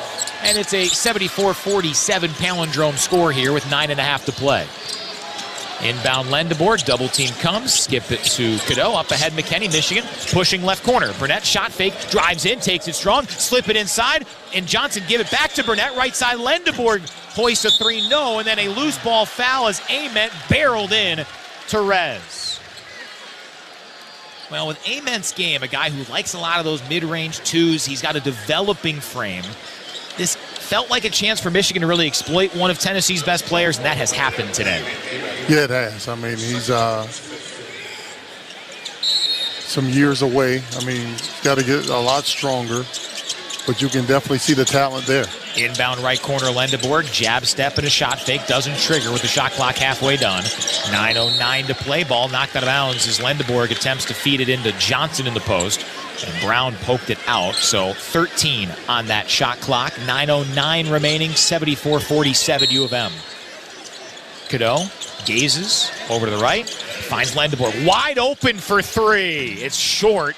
Rebound down to Gillespie. And I think they're going to call a push foul on Rez. Or did Rez touch it along the baseline? I think it's the latter of the two. Yeah. Boy. Bold strategy to not defend a guy who's got 27. And a rare misfire from Yax. He's 10 for 18 shooting. 8:54 to the Final Four. 74-47 Wolverines. Berg chugs to the free throw line. Galloping left corner. Terminates the dribble in front of the Tennessee bench. Left wing Gillespie. He has 19 to pace the Vols. Jumping past Brown, goes up strong, and he lost the basketball as he was met at the rim over by Johnson, but it deflects to Akpara, who thumps it down right baseline. And it's 74-49, 25-point Michigan lead. Inbound Johnson over to Cadeau. A little bump by Ethan Berg as Cadeau dances past the timeline with 2 seconds to spare. Cadeau with the white jersey slightly untucked near his left hip. Feed it in. Johnson goes up, flings, bangs, scores, counted to foul. Rez with his first field goal make, and he had to earn it. More pushing and shoving after the play, and Michigan can simply point up to the scoreboard. They don't do it here, but they're up 76-49, and Rez heads to the stripe again. Yeah, I tell you what, no love lost here, that's for sure. 8:14 left. The handshake line would be fascinating if it weren't going to be a celebration on the court for the winner of this one. Yeah, I tell you what, I would almost put a coach in between each player, because whenever you start getting to where you're embarrassing a team. Rez's free throw well short. Ament the rebound. And the two head coaches have a ton of respect for each other. Dusty May and Rick Barnes. Of course, that Sweet 16 matchup 3 years ago at Madison Square Garden. Right side, Ament leans in. Bump by McKinney. Floats, scores, counted a foul. So the second field goal make in 10 tries for Nate Ament. He's at the line, 76-51, Michigan, 8:03 remaining. But Dusty May talked about how much he watched Rick Barnes' teams growing up. Talked about the fact that Tennessee teams have that same identity. Lendeborg, his first respite as Adai Mara comes back in. A well-earned round of applause. His day isn't done yet with Michigan by 25, but man, what a special performance. Ament's free throw up and a swish, 76-52 Michigan. But Dusty even joked that he heard that they had a kombucha tea machine foul off the inbound on Tennessee. It's a bump on somebody for Tennessee. I don't know what that was. But Michigan will inbound. Oh, I think it was a clock issue. 8:03 with the shot clock at 30. Not sure what the issue is. Jeffrey Anderson saying something. Oh, yeah, it is a foul. So Michigan goes all the way to the other side because it's the 7th foul on Tennessee. But Dusty said that he's like, yeah, I might start drinking kombucha tea, because if I can have the longevity of Coach Barnes in the profession, maybe it's the kombucha. Well, I wouldn't know what that even is. So you drink some tea, though. So Damari Burnett, the one who was bumped as Michigan inbounded. A 1-and-1, and Burnett silky smooth on the free throw make, 77-52 Michigan. Will Cheddar ready to be summoned. A young man who Dusty May has talked about all year long, how much he has sacrificed. He spells Johnson. Only 14 minutes a game. Will could play 25 minutes a game on a lot of teams in college basketball. But he was content being the 9th man for a while, and now the 8th man with L.J. Kaysen's season-ending ACL injury. And he's been awesome today. Burnett's second, a swish, 78-52 Wolverines, 8:03 remaining. Yeah, Will has played a little bit of everything for Michigan. I mean, he played a little 4, he's played a little 5 at one time, so. Remember when he first played the 3 with Danny and Vlad last year in the Big Ten tournament title game. Gillespie left wing, hoist a 3, off to the left, rebound to Estrella, and then Cadeau picks his pocket. EC's 27th swipe of the year. Media stoppage, next dead ball, 78-52 Wolverines in the Elite 8. Left corner, McKinney looks in toward Mara. Now he drives it, curling into the paint. Pauses at the free throw line, vacates right side Cadeau. No look feed right corner. Cheddar a 3-ball. It's off the front iron. Akpara rips down the Tennessee carom. Up ahead, Ament jogging left to right with the Volunteers possessing down 26. Ament jumping past Mara, deflected it toward Estrella, and a remarkably late whistle charged to Mara. I think it was a foul, but yes, Estrella had corralled it and was ready to dribble again, and then Mara called for the infraction. Timeout on the floor with 7:20 left. Michigan can sense it. It's a 78-52 lead on the Volunteers here on the Michigan Sports Network from Learfield. Hey Michigan fans, this is Trey McKinney of Michigan Basketball. Spring is just around the corner. Is your outdoor living area ready for a championship performance this season? As the official decking and railing partner of Michigan Athletics, TimberTech is here to help upgrade your space. It looks like real wood, but won't rot, warp, or splinter, and comes with industry-leading warranties. Order free samples at TimberTech.com. That's TimberTech.com. Go Blue. Brian and Terry are back in 1 minute. This is Michigan Basketball from Learfield. I'm Chris Jakimick. I served in the United States Air Force and I deployed 3 times.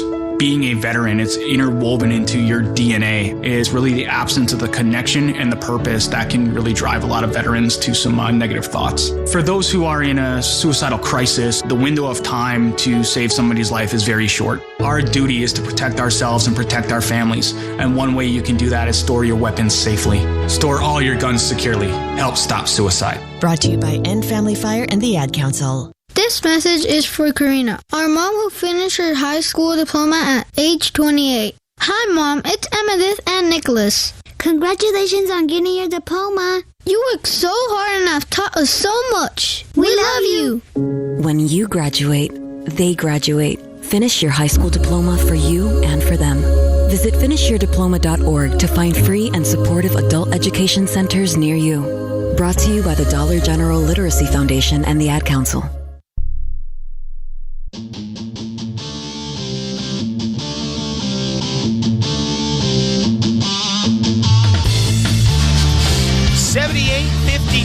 Wolverines with a 7-minute and 20-second game stretch separating them from a 9th all-time Final Four. Score more with the college-branded Venmo debit card. Rep your team with every tap. The Venmo MasterCard is issued by the Bancorp Bank N.A. Select schools available. Brian Bush, Terry Mills, Tony Butler, and Rob Joyce with you. Michigan trying to prevent Rick Barnes from getting to his second Final Four. He's made the NCAA tournament 5 different decades, and he said leading up to this game, when Michigan knocked off the 3rd-seeded Volunteers, remember that 2022 round of 32? When Michigan was fortunate, in my estimation, to even get to the round of 64, I thought they were going to go to Dayton after a 17-14 regular season. He said a lot changed, and the Vols have been a lot better in the tournament since then. Sweet 16s each of the last 4 years, Elite 8 each of the last 3. But this one might force a lot of things to go back to drawing board for how good Michigan has been. Yeah, well, I tell you what Michigan has done in their formula has probably made a lot of coaches, not just Rick Barnes. I mean, a lot of coaches go back to the drawing board and say, I better look at things differently. Jeffrey Anderson going over to the table. Almost like a waiter over there. He visits it frequently. 7:20 left. Some issue here. Michigan a 78-52 advantage. Take your support of Michigan athletics to the next level just by paying your phone bill. Switch to Michigan Mobile with nationwide 5G coverage. Visit MichiganMobile.com. I hear the service is great in Indianapolis. Yeah, well, there's a lot to do in Indianapolis, so. And I look forward to seeing that as long as Michigan can take care of the next 7 minutes, 20 seconds. Illinois and Arizona earned their berths yesterday. How about the second half from the Wildcats? That'd be the opponent for Michigan in the national semifinal. And congrats to Illinois. I know there's a rivalry there, but man, they've had some tough luck spots, some really good teams that have floundered in the NCAA tournament. But Brad Underwood's a good dude. He's a good coach. Dusty May and him have a good relationship. As Akpar off the inbound misses the bunny, then a late whistle, foul called on Mara. It's a dive's fourth. Wow. That's 2 late whistles there by Jeffrey Anderson. He hadn't quite gotten off the table quickly enough, but Akpara goes to the line. Yeah, because he actually shot the ball, and the box out came. So Akpara at the line. And Dusty's taking a look at it like he wants to possibly review, but. And free throw up and no good for Akpara. Morez Johnson Jr., the former Fighting Illini, comes in for Adai Mara. And boy, what a run from Ben McCollum and the Iowa Hawkeyes. My goodness. Knocking off the top seed Florida, beating Nebraska in a thriller. Second rebound, no good. What'd you call those? A little ball don't lie again? Yeah, we call that basketball justice. Says Judge Mills. 78-52 Wolverines, 7-15, separating the maize and blue from the national semifinal against the top-seeded Arizona Wildcats. Right wing Cano slips it past Johnson. Feed right corner. Cheddar for 3. Off the heel. Lendeborg soars for the rebound. No, but a tip up by Johnson goes begging, and Estrella finally comes up with it. Michigan, they're right there in the fight on the glass. They are only down 4 after getting suffocated in the early going. Aim at right point. He hoists 3. No. Tap up, no good. Rebound loose, knocked out of bounds as Boswell tried to save it with kind of a swirling pass that he chucked into the third row behind the Tennessee bench. And I'll tell you what, this big discrepancy you have in offensive rebounds, a lot of that happened early in the game before Michigan can really get settled in. And but once Michigan settled, they've soared. Up 78-52, 6:35 remaining in the Elite Eight. Right point Lendeborg with 27. Over to Gale, right pocket. Slips it over Burnett. One dribble, a jump stop, leans in, pivots. Might have gotten away with a walk. Back over right side, Gale. Repost Johnson, low on the right. He goes up, he floats, he misses, but he got fouled by Amens. Yeah, I thought Lamar was walking back to Ann Arbor on that one. Yeah. I mean, somebody got away with a walk. He changed Pippett's feet three or four times. And Amari in his 116th straight start. Got away with one there. But you mentioned Amari, his rebounding. He got 9 points, 7 boards, and 3 assists. He's over with Mike Boynton Jr. chatting things over as Johnson swishes home a free throw. 79-52 Michigan. You never want to say it in the first half, but this thing was pretty much done when Michigan capped off that 21-0 run. 21 in a row against a 25-win Tennessee team. Second free throw, bullseye, 80-52. And these Vols, boy, out of the 6 seed, they beat one of the darlings of college basketball, the Miami Redhawks, in the round of 64. Took down 30-win, third-seeded Virginia to get to the Sweet 16, and then a shorthanded Iowa State team could not keep up on Friday. Gillespie slithers in, floats, hit the bottom of the rim, rebound Lendeborg. Yaxon's got 7 boards. Yeah, well, I never want to say it as a player. You know, I'd rather... Left wing, Gale a rain-making 3. Rattles it home! Marty up to 8. I wonder what April Roddy's like. We're going to find out next weekend. 83-52, Michigan by 31. Oh, it's a modest explosion because Michigan's fans, they've been celebrating since the halftime whistle. Gillespie inside Okpara, no off glass, but he got bumped and fouled. 31, the lead for Michigan with 5:35 left. Rez picks up the foul. It is his 4th. Well, if you'd have told me 10 minutes in that Adai and Rez would have 4 fouls each at 5:35, I'd be a little bit concerned with the margin. Yeah, I don't think you could have told me we had 83 points the way this started off. I thought this was a race to 50. Okpara's free throw up and good. 83-53, Wolverines by 30.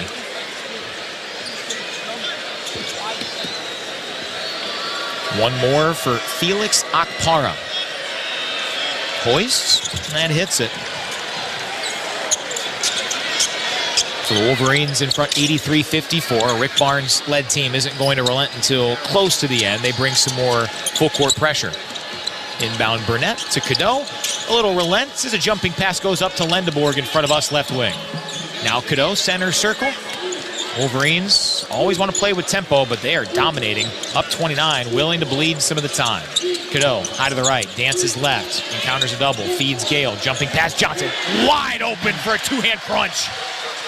Rez up to 10 plus 4 boards, and the Wolverines inflate the lead back to 31. It's 85-54. Michigan pounding Tennessee with 5 minutes to go in the Elite Eight. Left corner 3 up and a near air ball by Boswell. Volleyball tap to Gillespie. Right side 3, Ament short as well. Rebound fought for. Okpara comes up with it. Jumping past Gillespie, heaves from 25 over Cadeau. That one misses left, and finally Michigan corrals the rebound.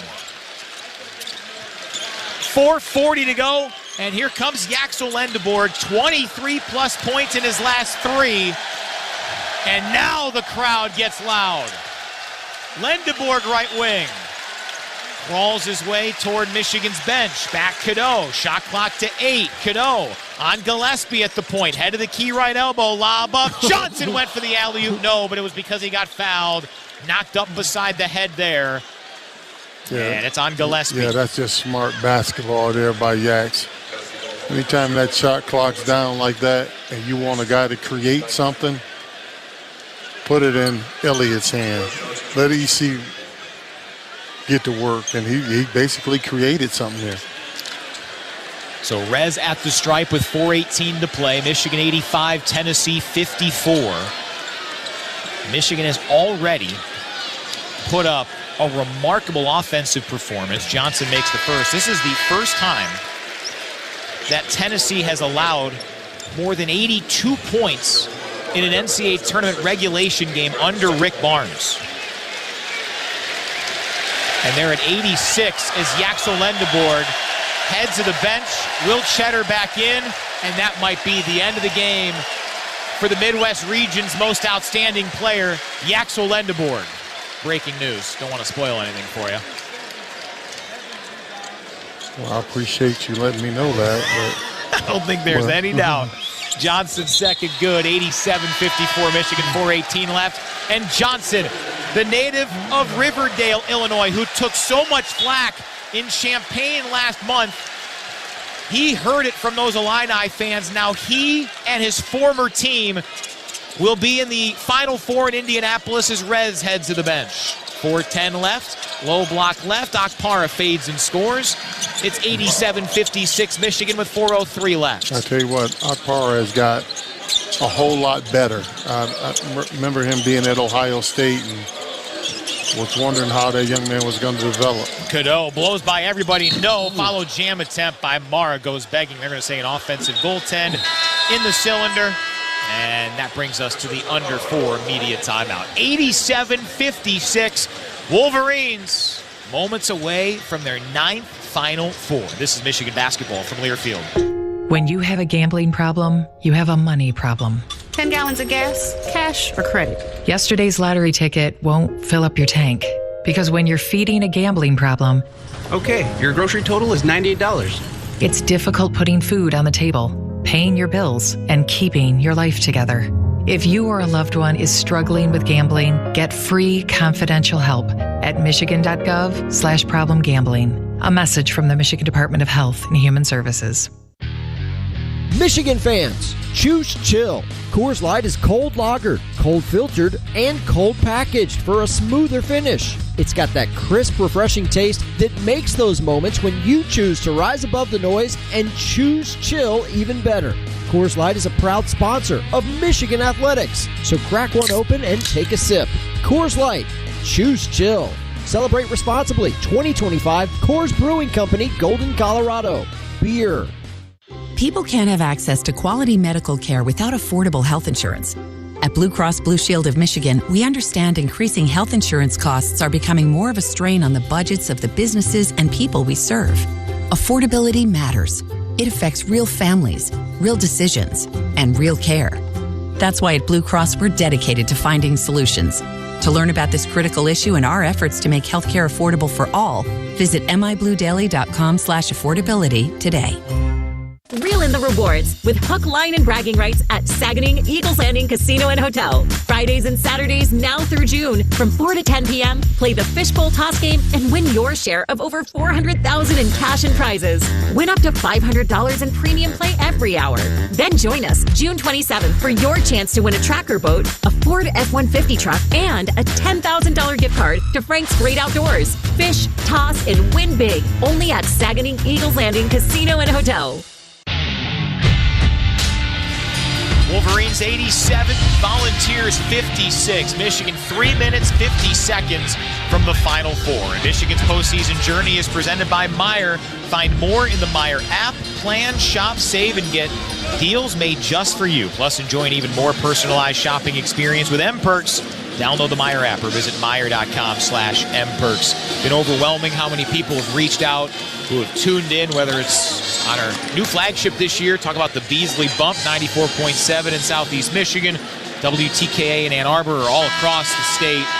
Varsity Network app, and overwhelming with how many people have commented on our broadcast, how many have listened, including the two OGs, my mom and the birthday girl today, my mother-in-law, Jenny. She said that they got to win on my birthday, and boy, they've had one heck of a performance here tonight. Yeah, well, they're tuned in. Anytime your mom says she wants to know what my keys to the game is. So, thank you, Mom, for listening in, and glad we were able to pull out a victory here today.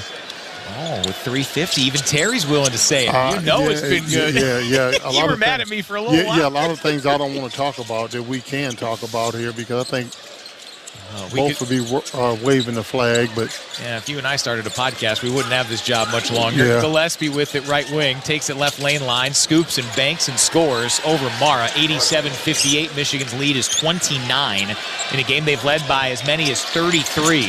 Press on from the Vols. Cadeau has it. Got to get across the timeline, in some trouble. Slips it up, and it's a 10-second call. It got to Cheddar's fingertips just after the 20 flashed on that video, or on that shot clock. So Michigan turns it over. And how about the New Zealand young man, Oscar Goodman? He always seems to provide a jolt when he gets a chance. His 15th appearance, he's in, as is Roddy Gale Jr., as Elliot Cadeau and Adai Mara get a nice round of applause. Yeah, I've had a number here circled, Brian. Gillespie takes it, banks it, missed it. Good contest by Goodman, and he rips down the rebound.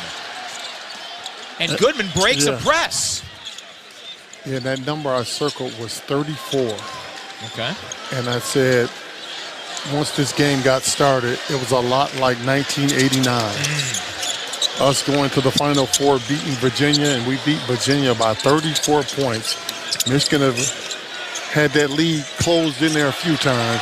Goodman had it poked away, got it back, hooks it up, rattles it home. Oscar Goodman with a bucket in the Elite Eight.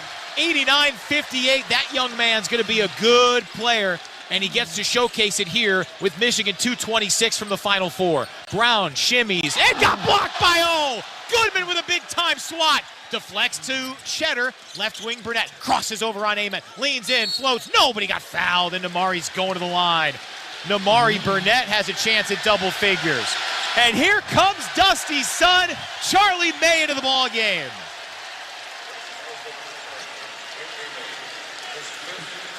And Dusty, his father, no selling it over there. He's still dialed in with 2:16 left, 89-58 Michigan. Yeah, I had a conversation with Oscar Goodman, and I told him to be ready because you could be called up on. He probably thinks I'm some type of prophet right now that he got in that game and he was able to make a basket.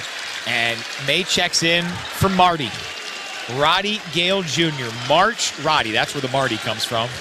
A ridiculous nickname. But Gale, 8 points, 5 boards, and 22 outstanding minutes today. Yeah, I'm waiting on that chant. It's great to be a Michigan Wolverine. It's coming. 89-58 Michigan as Burnett misses the first free throw. 2:16 left. And we'll see if Michigan sends someone else to the scorer's table to give Namari a curtain call.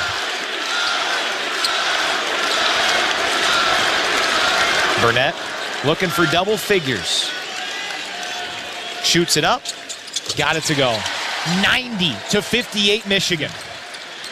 2:14 to the Final Four for the Maize and Blue. And now Howard Isley gets set to check in as Troy Henderson misses a three, and Charlie May with the board. 90-58 Michigan, 2 minutes away. Yeah, let's dial Charlie up for one here. McKinney has it right wing. Push past Cheddar. Surveys the scene, guarded by Brown.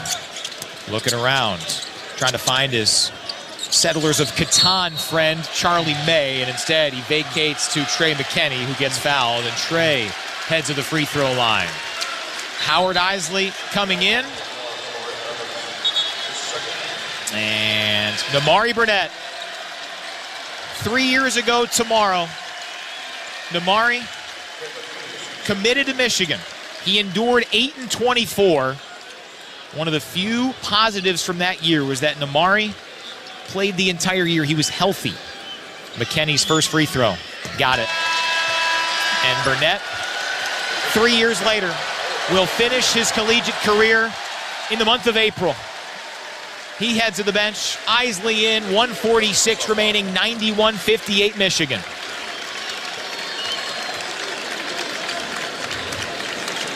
McKinney's second.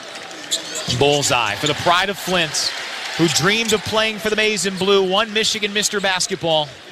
And as this plays out, this is the last call for Tennessee's season and for Michigan here to get to the Final Four. The last call presented by Founders Brewing Company as Goodman comes up with the steal, and then Evans picks his pocket from behind. Founders, proud sponsor of Michigan Athletics. It's not a Michigan game day without a Michigan-made beer. Founders Brewing Company, welcome to Kraft. Inside, layup, whirls around and drops. Count it a foul for Tennessee. I mean, that thing did a 720 before finally tickling the twine. As Brown finishes it, May the foul, 92-60 Wolverines. And we have the all-tournament team in the Midwest regions. The free throw's no good. Offensive rebound down to Clarence Masamba, and then a big-time jam for Brown. Again, my sources, known as Common Sense, were correct. Yak's the most outstanding player. Right side, Isley a three. Nowhere close. Rebound down to McKinney, right wing. Little bump, but a play on with 1:06 left. Feed Cheddar, right elbow. Kick it left corner. Chuck May a three. Oh, tell him, Chuck! 95-62 Michigan. 53 seconds to play. Henderson a three. Air ball. You know what? A proud dad moment by Dusty May. Dusty Stoic didn't crack a smile. I tell you not what, a smile. But not a smile. It's hey, still coaching. Stay in the fight. I tell you what, stay in the fight. But man, 95-62. McKinney circles his way right side. Shot clock at 16. Will they try to dial up H again here? McKinney has it right side with 11 on the timer. Declines the screen. 7, and McKinney's just going to play it out. No, he feeds Isley. Has it left wing. He'll try a three. Off the heel. Good look. Rebound Tennessee. 15 seconds left. Vols running out the clock. Evans hoists right side. Three ball, no. Rebound fittingly to Will Cheddar. Michigan 95. Tennessee 62. Dusty May has said this team has two of everything. Now these Wolverines 2 steps away from winning everything. Michigan to the Final Four for a 9th time. Wolverines roll in the Midwest region 95-62. And Terry, you've said so many times that Michigan and this group has allowed you to live vicariously through them. What's it like to see them do this in this fashion? I tell you what, it just basically takes me back to that game that we had against Virginia, and I can just look at this crowd and just kind of see what they're going through, and said that I had something to do with that at one time. So to be able to live through these guys on this run